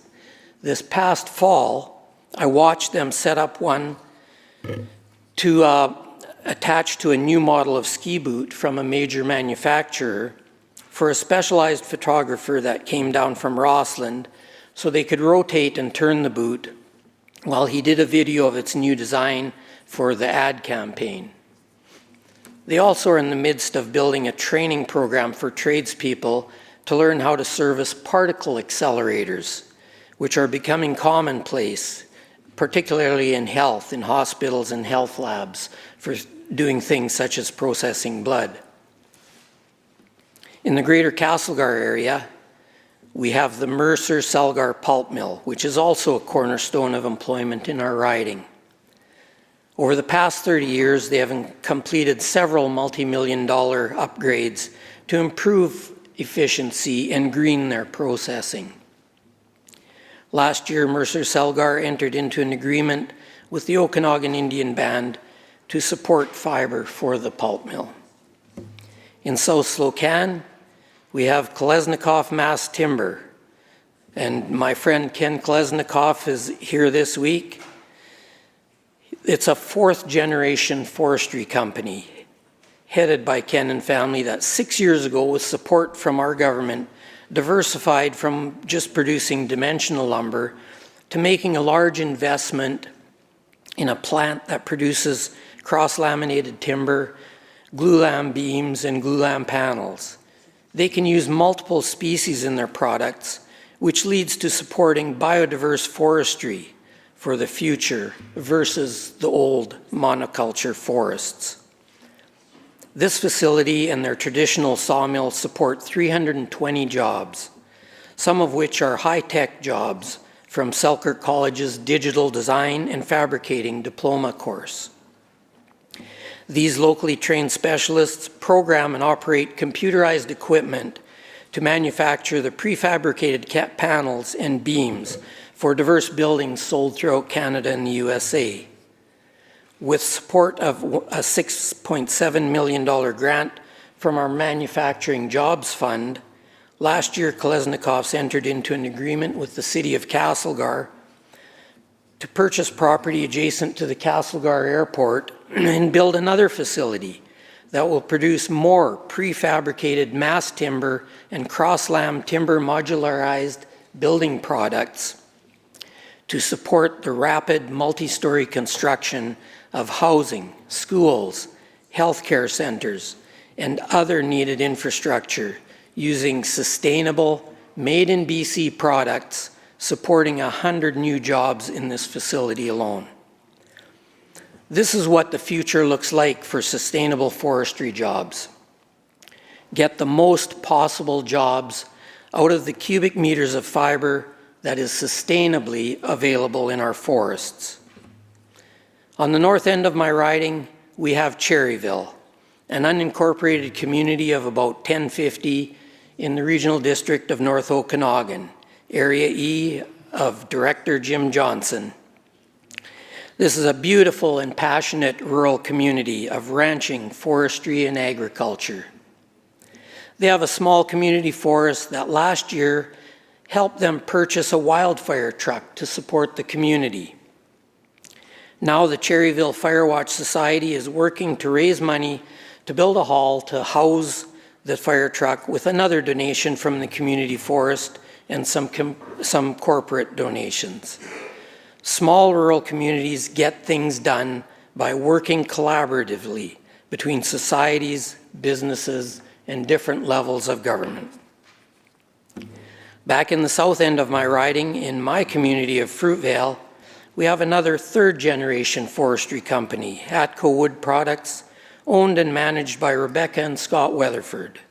Atco began as a dimensional lumber sawmill, but early on in the 70s, they built a value-added facility that peels logs to produce a very high-value veneer, which the majority of is then moved by rail from the plant to customers in the USA that produce plywood from it. 3 or 4 years ago, for a customer-specific request, they bought and custom modified a special lathe to produce 10-foot veneer for an American customer that couldn't source 10-foot veneer in the States. They use every piece of fiber. The cores, after the veneer is peeled, are cut into landscape ties, fence posts, and poles for grapevines in the Okanagan and beyond. The bark is sold for landscaping and the smaller waste sold to Mercer Celgar and an energy plant in Washington State. You can see that the strong and innovative businesses in our riding are tied closely to American customers in most cases, leaving us vulnerable in the current climate created by number 47. I can tell you I've met with most of these businesses, and they are not sitting idly by and waiting. They have reached out to American, Asian, and European partners and are working on positive solutions ahead of time. This is not a time to sit back and cower in the corner. We have many people and organizations supporting businesses in the riding. I've previously mentioned Lower Columbia Initiatives Corporation, led by Brent Nell, Community Futures South Kootenay by Eric Colossus, and Community Futures Central Kootenay, led by Andrea Wilkie. We also have the Greater Trail Chamber of Commerce, led by Erica Crest, and the Castlegarden District Chamber of Commerce, led by Tammy Verrigan-Burke. Tammy and her board recently took on a huge challenge in planning and building a new home for the Chamber named the Castlegar Confluence Building. This is a beautiful multi-purpose building that opened this past fall with publicly available meeting rooms and office spaces available for rent. The beautiful wood building was constructed with none other than local Kolesnikov mass timber products and huge support from local businesses. This building models rural communities' strength and versatility. I must give recognition to my friends in beautiful Rossland for their innovative work to design and build in partnership with the Lower Columbia Affordable Housing Society, BC Housing, and Columbia Basin Trust a new ground floor city hall to replace the old one whose roof was compromised by snow load, with 3 stories of workforce housing on top of the city hall.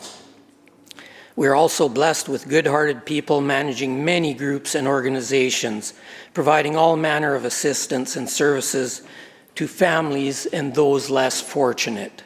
From the Trail Community Action Team supporting the unhoused, the United Church and Beaver Valley Food Banks, the Castlegar Community Harvest Food Bank, Habitat for Humanity, the Lower Columbia Affordable Housing Society, Kootenay Family Place, Castlegar and District Community Services Society, FAIR, and IRIS are just a few of the dedicated groups in my riding, selflessly serving others that I'm so grateful for. You will find strong, resilient, and resourceful people from Cherryville in the north of my riding to Trail in the south. I love the resilient, can-do spirit of rural people. I will close with a quote I heard last summer from former MLA Corky Evans. It was simple, but it spoke to me and will shape my time here. Corky said, "It is important that our MLA is one of us."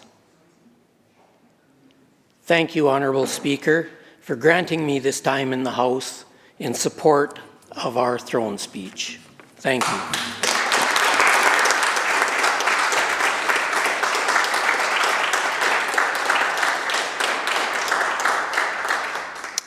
Thank you very much, Member. The Chair will recognize the member from North Island. Thank you, Mr. Speaker. I am honored to be standing here representing the constituents of the North Island. Thanks for your support and I plan to work hard and I plan to represent you to the best of my capacity. I also want to acknowledge John Rustad, the leader of the Conservative Party of BC. John is an ethical, smart man with a vision of where our beautiful province should be and how to get there.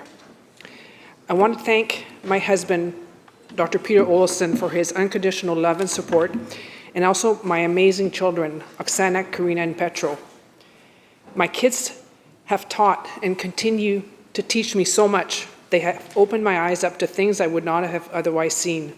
I love you guys so much. I want to give a special thanks to my campaign team, Richard, my campaign manager, and his wife, Vivian, and all the selfless volunteers, many of which have become good friends. Also, a huge thanks to my constituency assistants, Monica, Candice, and Samantha. You guys are amazing and truly want to help people. You are as strong as your team. My father left Stalin, Ukraine in 1944 when he was 14 and eventually settled with his mother and sister in Canada. My mother was born in Quebec City and was 17 of 19 children, 9 of which never made it to adulthood. Both my parents instilled in me the importance of family, free speech, democracy, and the belief in a higher power. I met my husband in medical school at the University of Alberta. We both worked at GPs in Port Hardy in the early 90s. In 1992, I participated in the Albertville Olympics in France in mogul skiing. I distinctly remember standing on top of the mogul course when they announced Anna Kindy from Port Hardy, Canada. Peter went to retrain as a plastic surgeon and was offered a job at St. Paul's, but we wanted to return to the island. The Campbell River community welcomed us with open arms. Those were the days when houses were cheap and including decision and medical needs, were done locally. Every patient in those days that were hospitalized had a bed. Everyone had a GP. And if you didn't like your GP, you just got yourself another one. For a few years, a team from Campbell River, including my husband and myself, Pam, Pete's secretary, nurses from the hospital, and other doctors, and other doctors from BC as well, we went to Guatemala together to provide surgery on the indigenous population there, many of which made less than $1 a day. We often brought our kids, and the experience was invaluable. Now about my writing.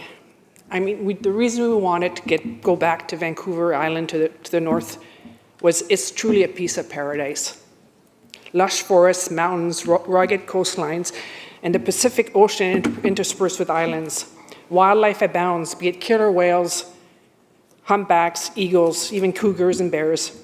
You can ski, hike, play golf, all in the same day. Salmon fishing is our national sport. Now back to why I'm standing here today. If you would have asked me if I would run in politics 2 or 3 years ago, I can honestly say it was never in my radar. But not only was there a medical crisis getting dramatically worse in the last few years, the price of housing and everything else had increased to the point where young working people could never dream of owning a home. There seemed to be government overreach in every aspect of our lives, including what medical procedure we had to get. Informed consent, doing no harm, bodily autonomy no longer applied, and as a doctor, I found this unacceptable. You convince people to get a medical procedure with facts and data, and then you accept their choice, even if you don't agree with it.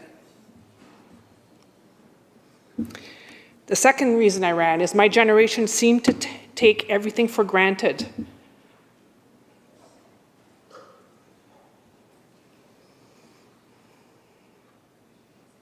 And in a certain way, we made it harder for our youngsters.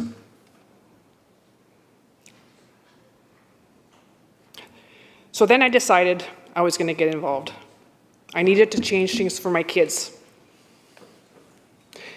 When campaigning, we door knocked over 17,000 doors and had countless of meetings. When wherever we do in life, most of us live in an echo chamber.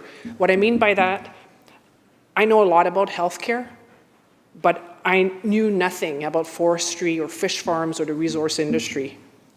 The campaign and door knocking allowed me to learn about what truly economically drives my writing and what people's needs are.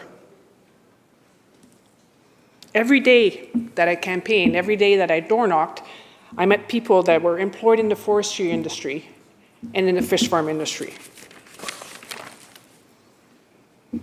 I also learned more about economic reconciliation for our First Nations and how the resource industries was lifting their communities out of poverty and giving them pride and a reason to get up in the morning. And you have to remember, in March of 2024, the GNN Nation, which is a nation of about 1,000 people, had over 10 suicides and death in a period of 2 months. As a politician, we work for the people that have elected us, so it's our duty to really know issues and how it impacts our constituents. We have to not fall prey to misinformation and ideological thinking. In other words, we have to use common sense and balance in approaching issues.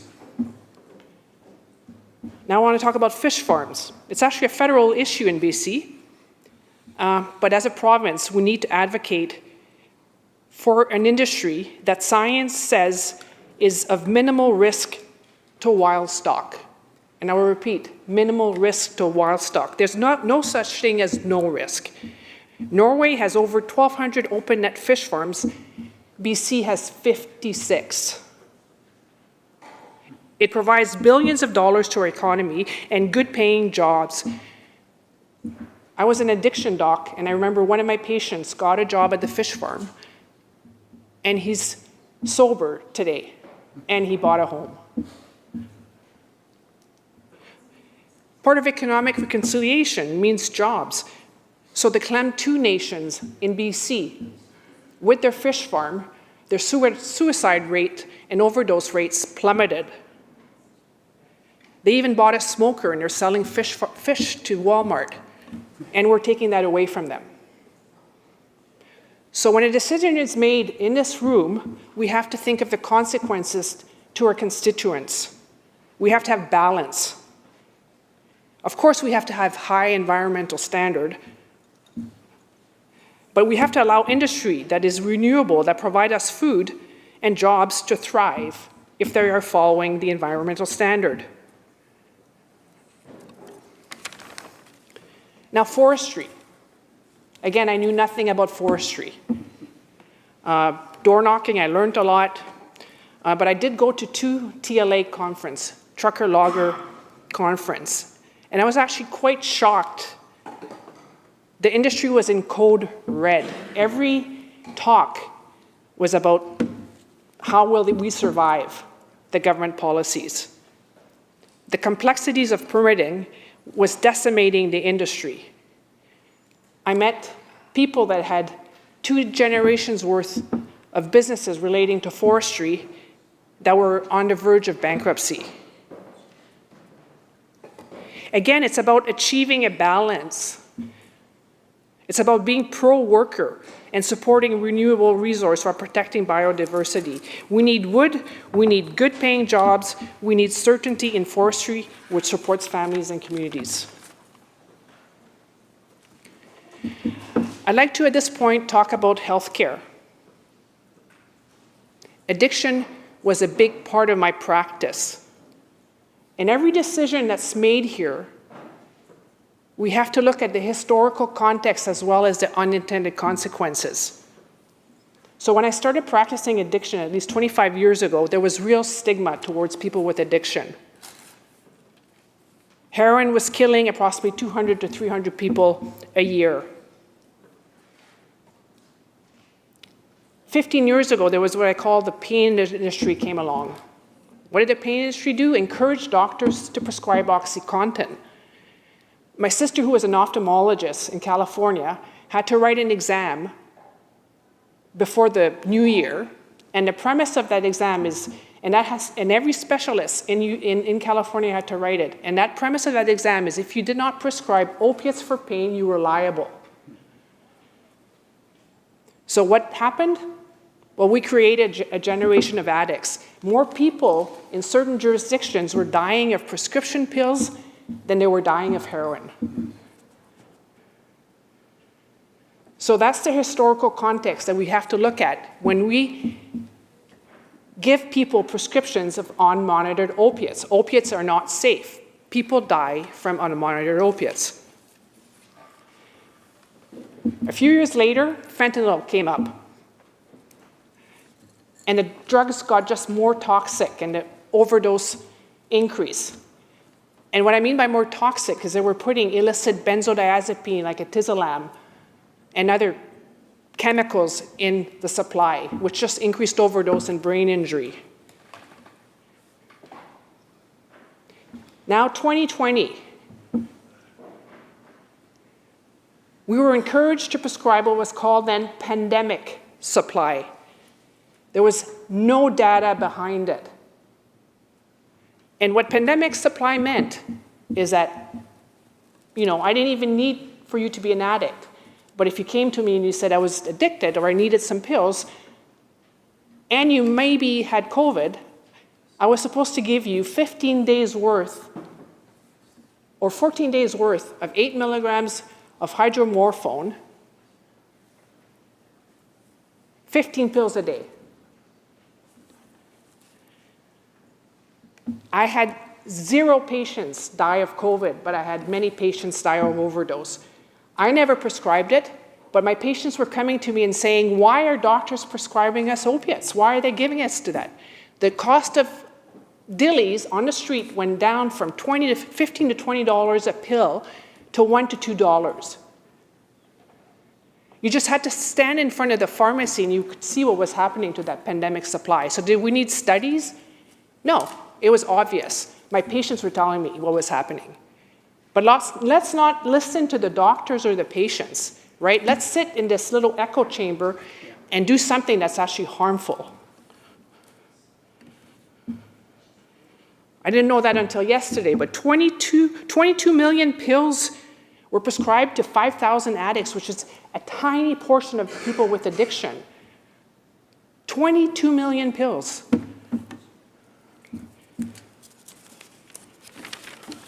There are consequences to what we decide in this chamber, and we have to make sure that we think about those consequences. We have treatment for people with addiction. There's what's called Suboxone, Methadone, Cadian, Sublocade, which is an IM injection. And when you start people on it, they're on daily supervised. Why? Because addicts tend to divert. It's not rocket science. So we have to be evidence-based. There are rules to follow. And when we decriminalized, what happened? Open drug use in parks, in hospital. When I was campaigning, I did a talk in one of the primary schools. Kids, grade 4 and 5. There was a room full of kids. I was actually a lot more nervous than talking here. We're talking about our kids. And it was a meet and greet, and they were supposed to ask questions. So one kid asked a question, another asked a question. And then one kid put his hand up, and I said, yep. And the kid told me about finding a needle in the park. Next thing you knew, 3/4 of the kids had their hands up to share a story of what they had seen. Is this what we want? I don't remember that when I was in grade 4 or 5. So what we need to do is we stigmatize the behavior, not the person with addiction. We've stigmatized smoking, so people aren't allowed to smoke in the hospital. But guess what? A few months ago, people were smoking crack and methamphetamine in the hospital and you could do nothing about it. But if they smoked a cigarette, you'd be reprimanded. Is that common sense? Now, healthcare. I used to be proud of being a doctor. It was easy. If you wanted to refer your patient, They were seen quickly by the specialists. There was no patients in the hallways. You know, when I went to the doctor's lounge, the atmosphere was good. Well, it's no longer that way.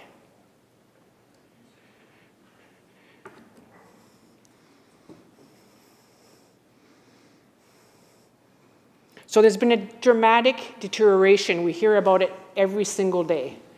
In the news, or families that have to navigate the system. Sometimes families are lucky and they navigate through the system and it goes well, but often it doesn't. Each one of us sitting here, each one of us has gotten an email from a constituent waiting for their specialist appointment, waiting for cancer treatment. And what does this, and let me just give you, this is something I need to talk about. And this is where we need to maybe start thinking outside the box.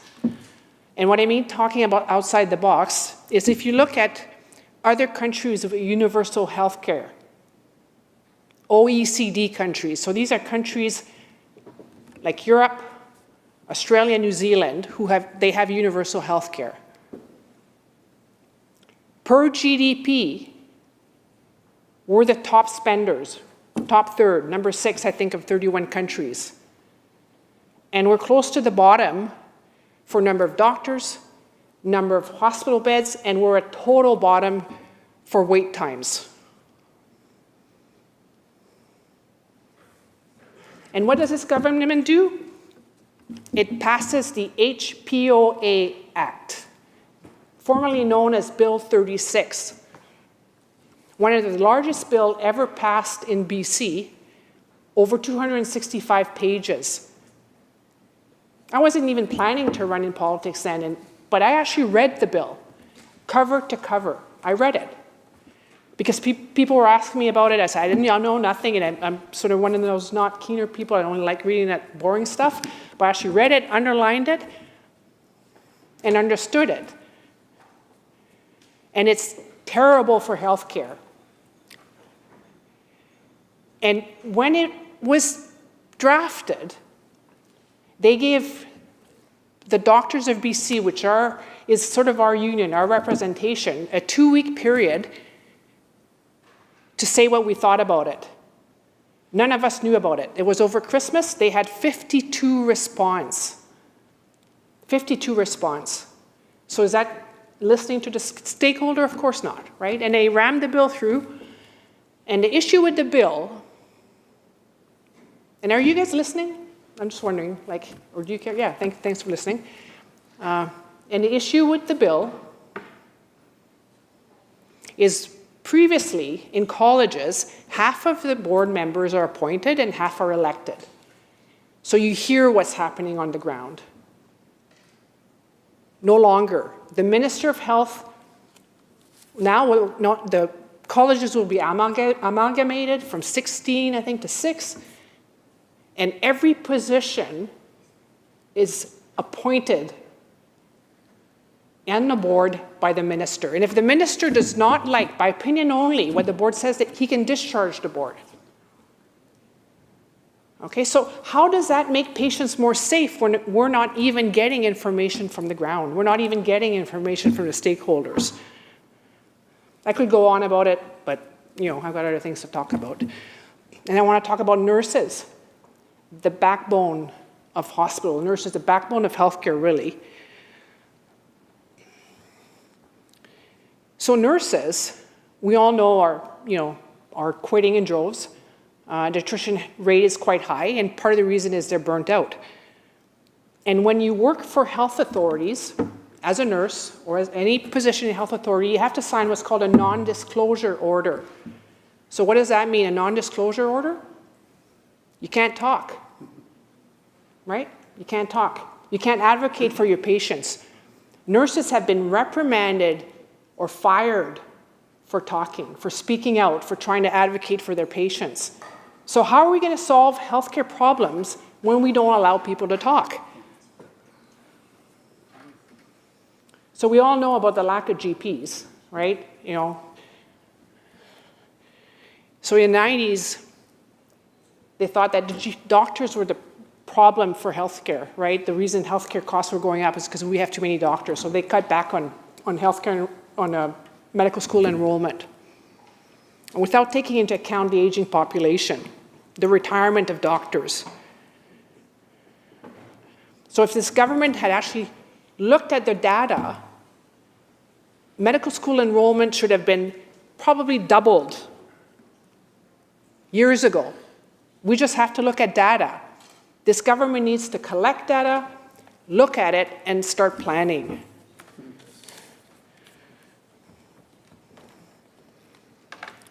The Consultant Specialists of BC did a poll of 900 members. Okay, and what did this poll say? Wait times are increasing. We're already the country with the longest wait times, where it's still increasing. 89% of the specialists feel patients do not have appropriate access to specialist care.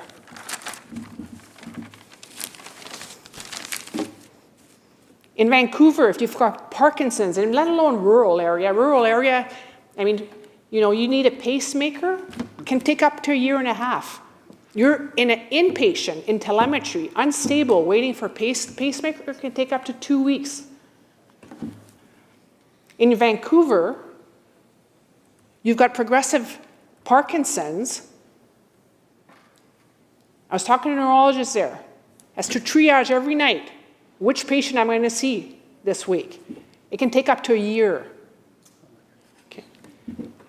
They've got one GI specialist in Nanaimo, one for a population of, I think, 170,000 when you take a, they don't have a cath lab.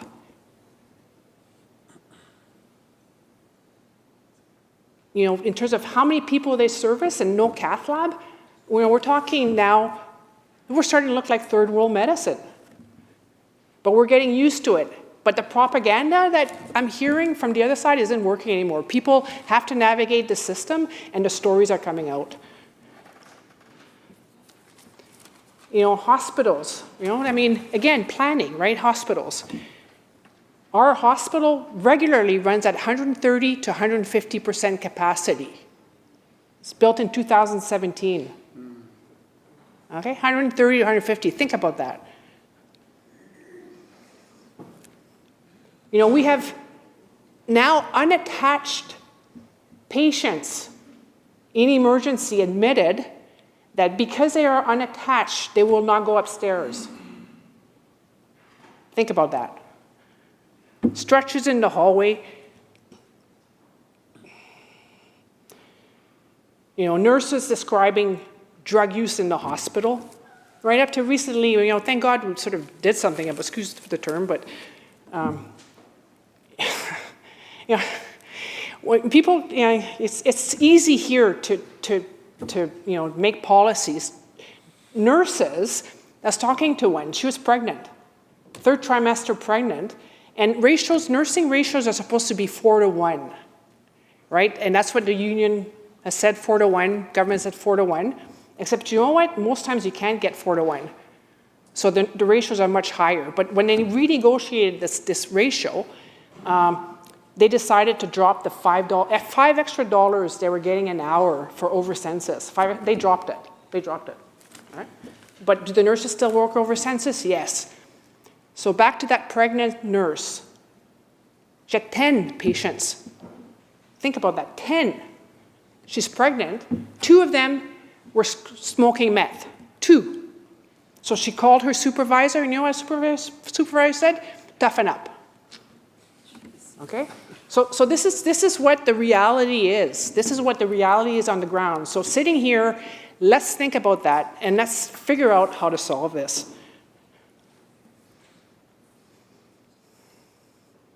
You know, because of lack of access to care, patients are actually requesting MAID.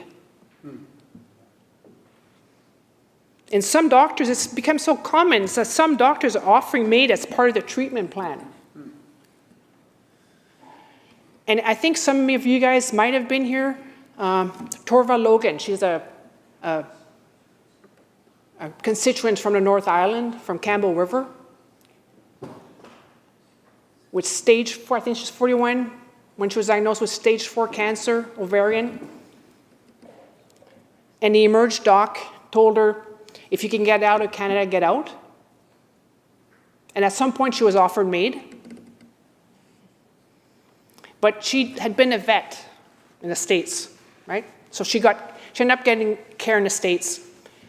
I was just texting her recently, she's getting, she's still alive, but she's back in hospital. But she wanted to live. She has a child. She wanted to live. Okay, those are the realities on the ground.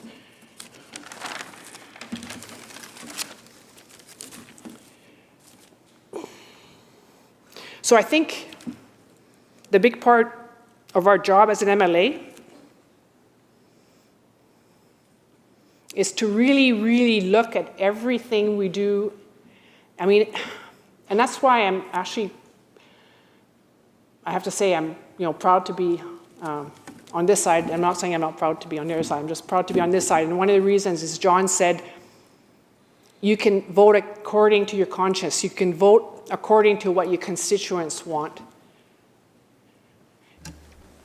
Member, just a reminder, we don't use the names of members. Okay, sorry about that. That's okay. So I think part of the job as an MLA is to listen to the constituents, bring their concerns forward, and make sure that you keep the government honest. But I think the most important thing is for all of us to remember who we are working for. Thank you.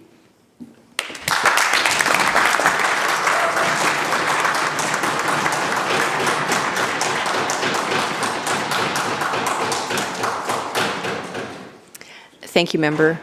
And just a reminder for everyone, if there's any comments, to address it to the Chair, through the Chair. Thank you. We have the Government House Leader. Thank you, Honourable Chair, and it's my pleasure to rise and take my place in the throne speech debate. And it's been interesting listening to members on their speeches from both sides of the House. Every time we have a throne speech, it's an opportunity to hear people who have been on this chamber for a while. In my case, this is my 8th term serving as the MLA for Port Coquitlam, then Port Coquitlam Burke Mountain, and then back to Port Coquitlam. But it's also an opportunity to hear members who are speaking here for their first time.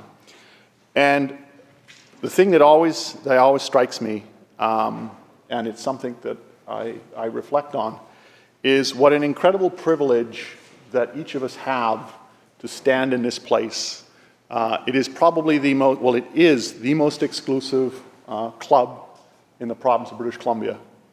We are the only ones, the 93 of us, who are allowed to speak in this chamber on behalf of the people who elected us. And when you think about that and you reflect on this building and you reflect on the more than 100 years that this has served as the place where the laws are made in our province, it's a pretty special place. The laws made in this province to benefit people, to grow our economy, to protect our land, to correct injustices. This is where this all happens. And each of us comes here with a different perspective, different skills, different outlooks, but all of us want to do the best for our constituents, the people that elected us. It's not a perfect place. We look back at laws that were passed a century ago, often discriminatory, but they reflected the people and they reflected the attitudes of those times. We have the ability, we reflect the attitudes and the sensibilities of our time. But what I always hope is that we understand that change needs to take place, that we change as people's views change, we change as we become more aware of what the issues are. We are able to remedy those ills, we are able to remedy the mistakes of the past, and at the same time put in place laws that are going to benefit not just today, but future generations. I've had the privilege, as I said a moment ago, of doing this for some time now. This is my 8th term. And I could not do it without the support of the constituents, the people of Port Coquitlam, the town that I grew up in and have called home since 1969. I could not do it without the support of my family, my siblings, my sister and my 3 brothers. I couldn't do it without the support of my partner, Doug, of 36 years in March, that we have been together, and many friends. And to me, representing the city of Port Coquitlam is probably the greatest honor that one could have. As I said, I've lived there since 1969. At that time, Port Coquitlam was about 12,000 people. It was a small community. It was, and still is in many ways, a railway town. The railway was the major industry at the time, along with what was referred to as Essendale back then, now Riverview, which is now, is no longer there. You had the mill in Port Moody, and you had the mill in Millardville. And those were the main employers in our community. At that time, one of the events that I always look forward to every year, have done since I was a kid, we have our annual May Day celebration. It's our celebration of Port Coquitlam. It's our celebration of POCO. And every May, we have the crowning of the May Queen, and then involved, we have a May Ambassador as well, and we have a great parade. When I was first elected, the parade would go from the south side of town, because in Port Coquitlam, you have the railway yard that is why the town started in the first place. Before it became POCO, it was Westminster Junction. And it is the largest railway yard in Western Canada. And I worked there for 4 years. But it divides the town into 2 halves, north side and south side. And growing up, it was, are you a north sider or are you a south sider? And the fascinating thing about the May Day parade at that time was it would start on the south side of town, and it would go down Shaughnessy Street, and it would go under the underpass, and then it would come to the Lougheed Highway.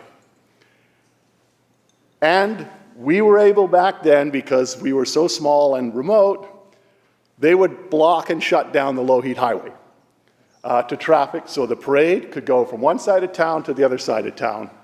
The idea of being able to do that today, that stopped about 1972. But it gives you an idea of the community as it was when I was a boy. Since that time, the community has grown immensely. It's now more than 61,000 people with a wide range of industries in the community that employ a diversity of people. The demographic of our community has changed significantly over the years. When I was a boy, I guess, it was very much a town of European background. There was not much, demographic diversity. Today, that's changed significantly. Over the last 10 years in particular, the demographics have changed to where we're now about 60% or 40% visible minorities. From a demographic point, religiously, my community has changed. At one time, it was up until, certainly when I was first elected and up until probably about 2011, it was the most Catholic riding in the province, where about 40% of my constituents self-identified as Catholic. That's changing. It was also the constituency that had the lowest number of university degrees, but the highest number of skilled trades people. It was also, in terms of family size, larger than most. And when I look back at going to school, it was pretty evident. There were a lot of, 4 or 5 kid families, 3 kid families. It was very much a great place to grow up. It's a community that is very much focused on families ensuring that we've got the recreational facilities that we need to have, that we have the outdoor heritage, the outdoor trails and environment that we need to have, and that we've got the industries required to support a growing economy and a growing community. Some of those industries I've talked about, I mentioned the railway, still the largest employer in town. We've seen the arrival of Saputo, the major dairy, which is now the production of milk and yogurts and cheeses and things. It's an enormous facility that is in our industrial area. But at the same time, it's also a community with hundreds and hundreds of small businesses, many of whom have been there for over 100 years. I can think of some such as Poco Building Supplies, which is still on the original site that it's been in downtown Poco since 1921. Family-owned business, still a family-operated business today. Businesses such as Forest Marine, which provide a lot of the towing and the river work that takes place in my community. Mike Forrest and his family have operated that business since before the 40s. These are family-owned businesses that are part and parcel of the community that I represent and the community that I call home. And it's something that I am incredibly proud of. As I said, I've represented the community now for eight terms since 1991. And when I reflect on that time, and both in government and in opposition, the thing that I've always enjoyed is being able to work with, both in opposition, with those in government, and vice versa, to be able to get things done for people in our community, to be able to get things done for people in the province.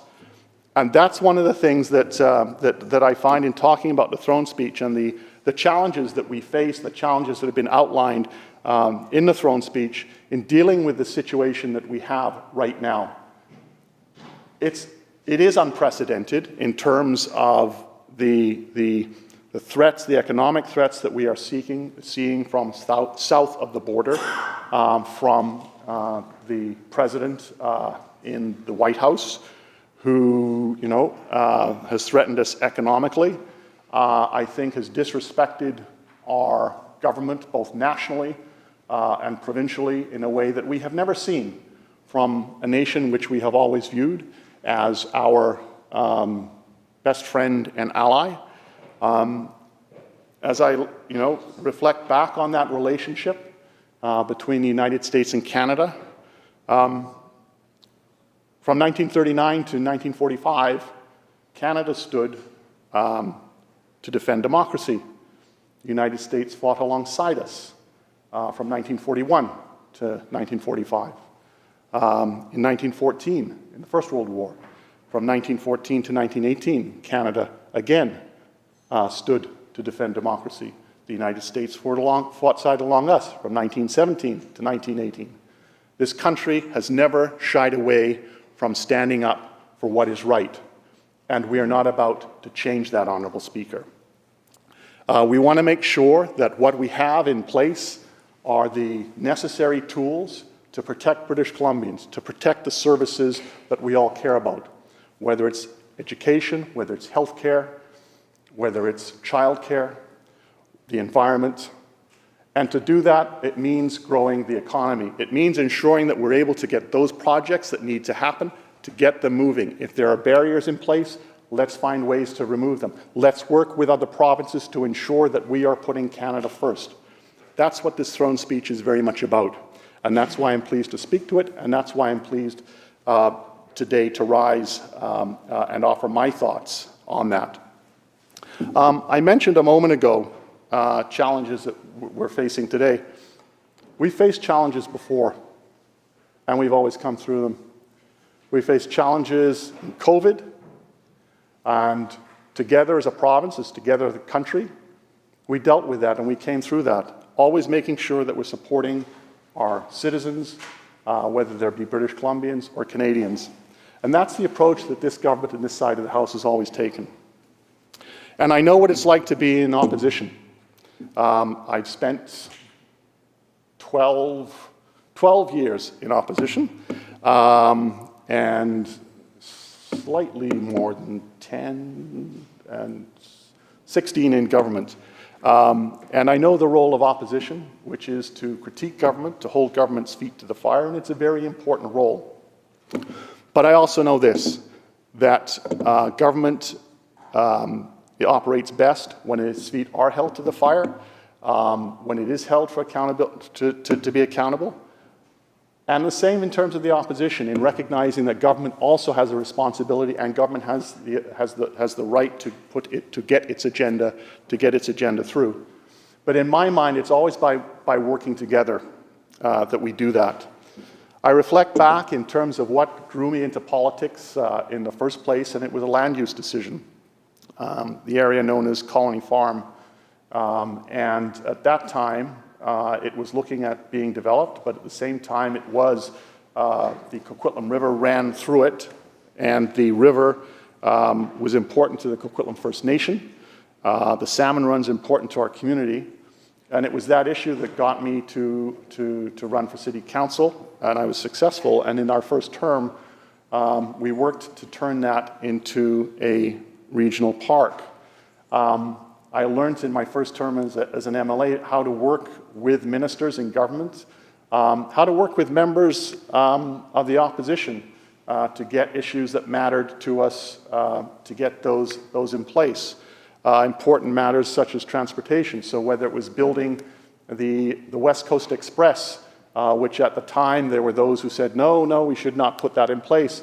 That was put in place, and the reality is we have a transportation system involving West Coast Express that is extremely popular, going all the way out from Mission, all the way into Vancouver. Building on work that had been done by previous governments in terms of dealing with some of our transportation transit issues. The SkyTrain, for example, the Expo line that put in was incredibly successful. I was lucky enough to be the minister that worked ensuring that we get the Millennium Line built. And then since that, we have now, the previous government put in place the Canada Line. And now we've got the line that goes all the way to Coquitlam Centre. We've got the line that's underway to Broadway, and at some point on the way to UBC. But what that is, it reflects the work that's taken place by successive governments. No government does it all by itself. It's building on the work of its predecessors, and the work that we do today gets built on by governments that come in the future. That may be this government, it could be a different government in the future, but it's building this province where we are working together on a shared vision. And so it's my hope, Honourable Speaker, that this throne speech lays out that shared vision as to how we move forward to deal with the threats that we are facing in terms of the tariffs and the threats that we are facing from what we thought were going to be, what we thought was, a partner that we could always rely on, that we did not have to worry about. And the reality is that we do. So it means addressing internal trade barriers within the country.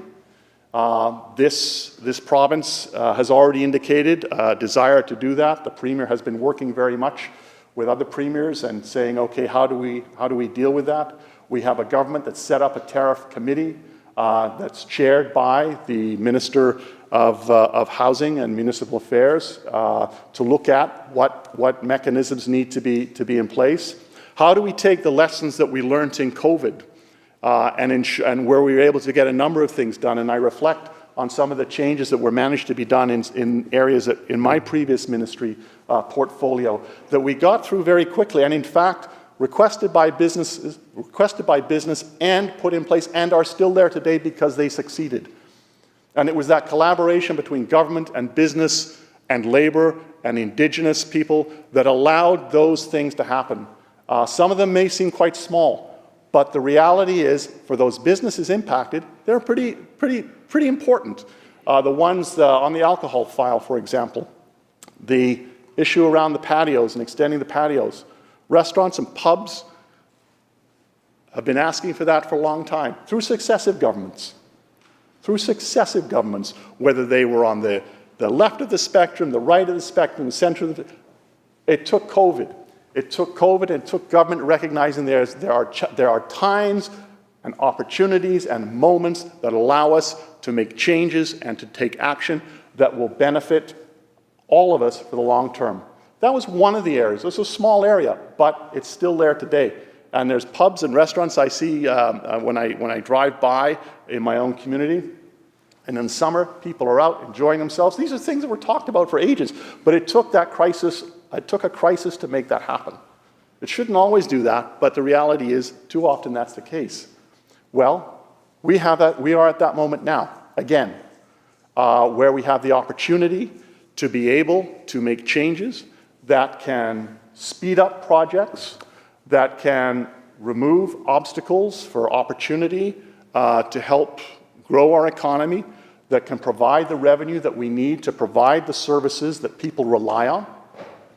Services such as whether it is healthcare, whether it is education, childcare, that families rely on. The world's changed since 1969. Childcare programs have allowed more women into the workforce than ever before.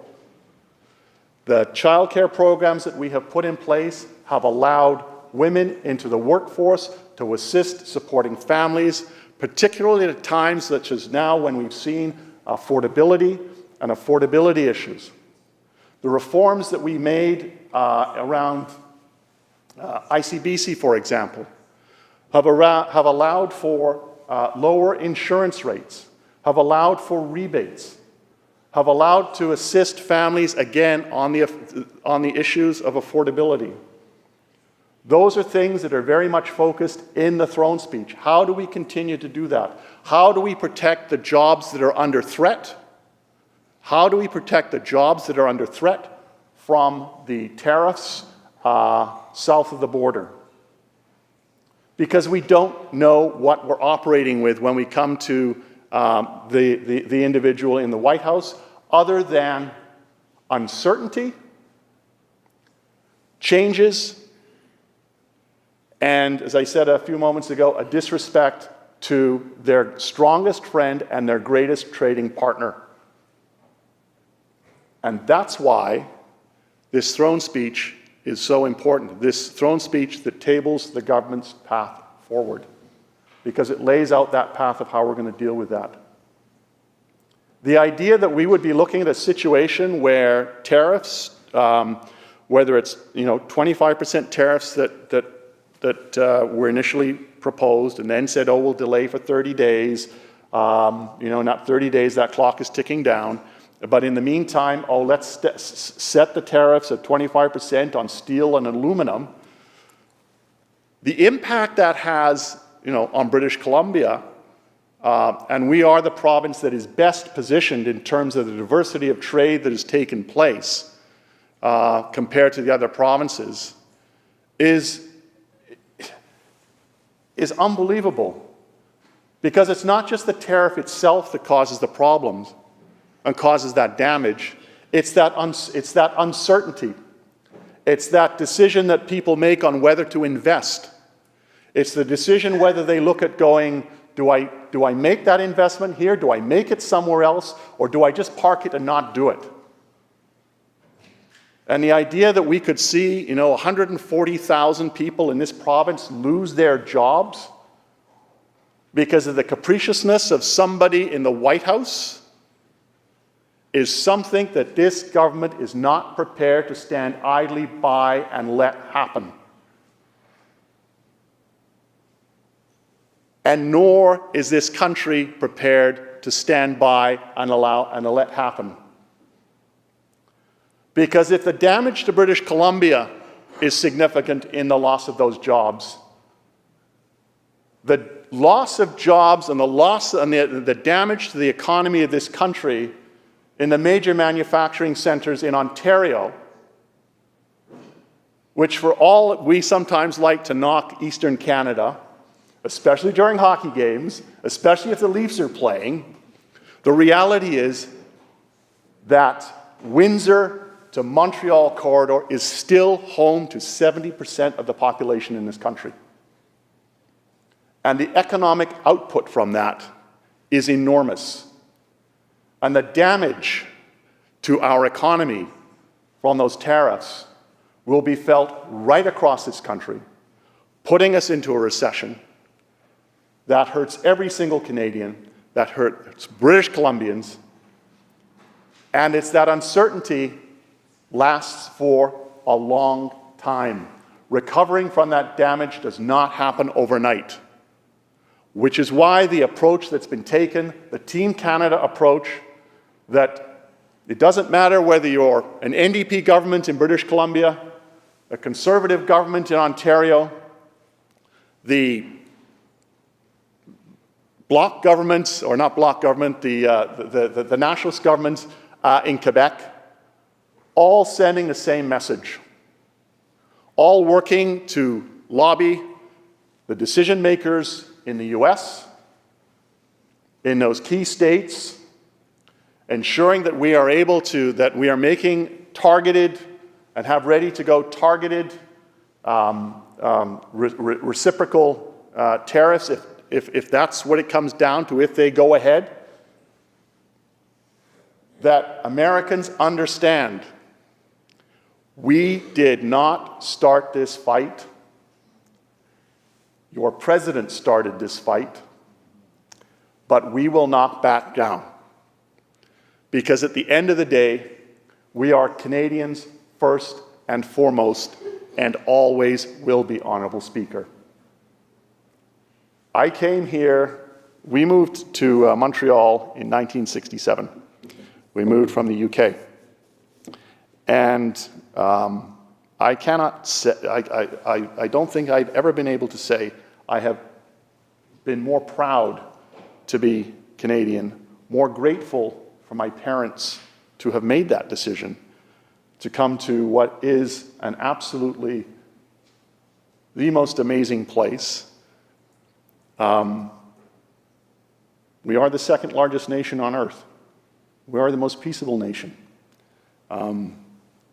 And I remember when we drove, when we came out to BC, we drove my father in the station wagon with 5 kids in the back of that station wagon.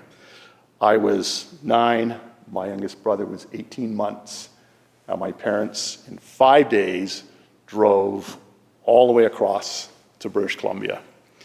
And I can honestly say it is an incredible drive, and you watch, and as a kid you're going, are we there yet? Are we there yet? Are we there yet? As you go across northern Ontario, which goes forever, and then speed across the prairies, and then you're in BC. And I cannot think of a better part of the country I want to live. I cannot think of a better community that I would want to represent than the community that it's been a privilege to represent for 8 terms. It's a very special place.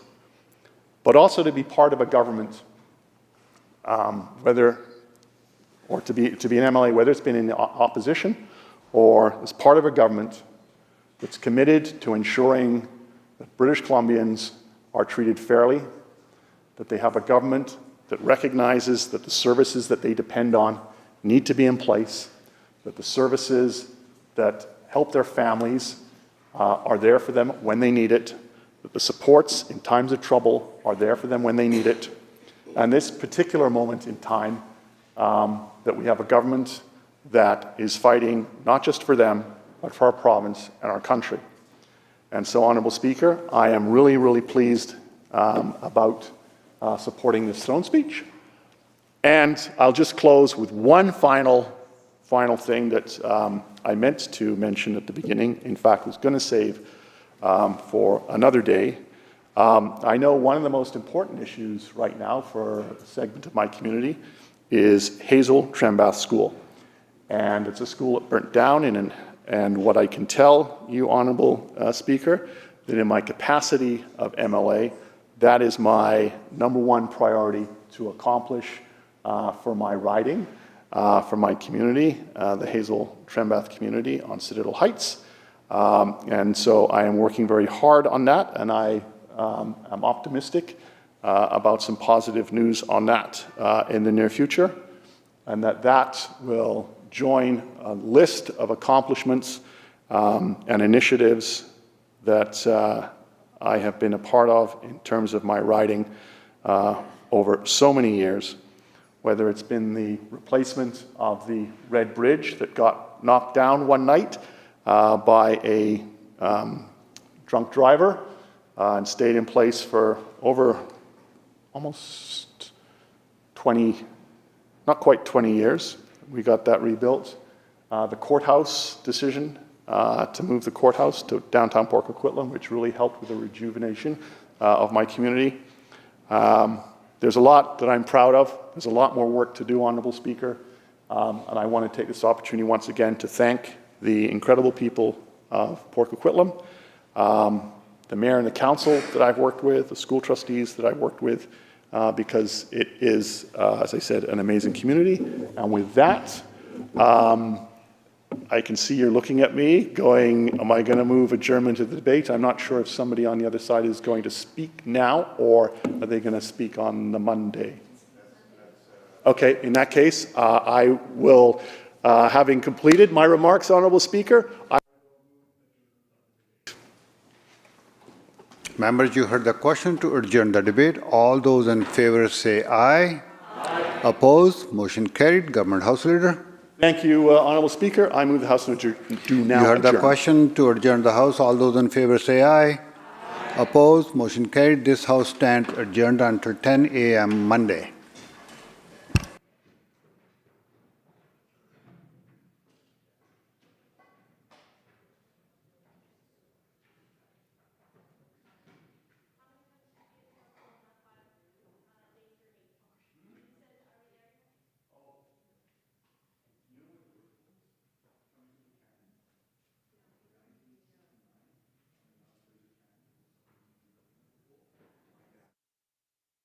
Absolutely, you too.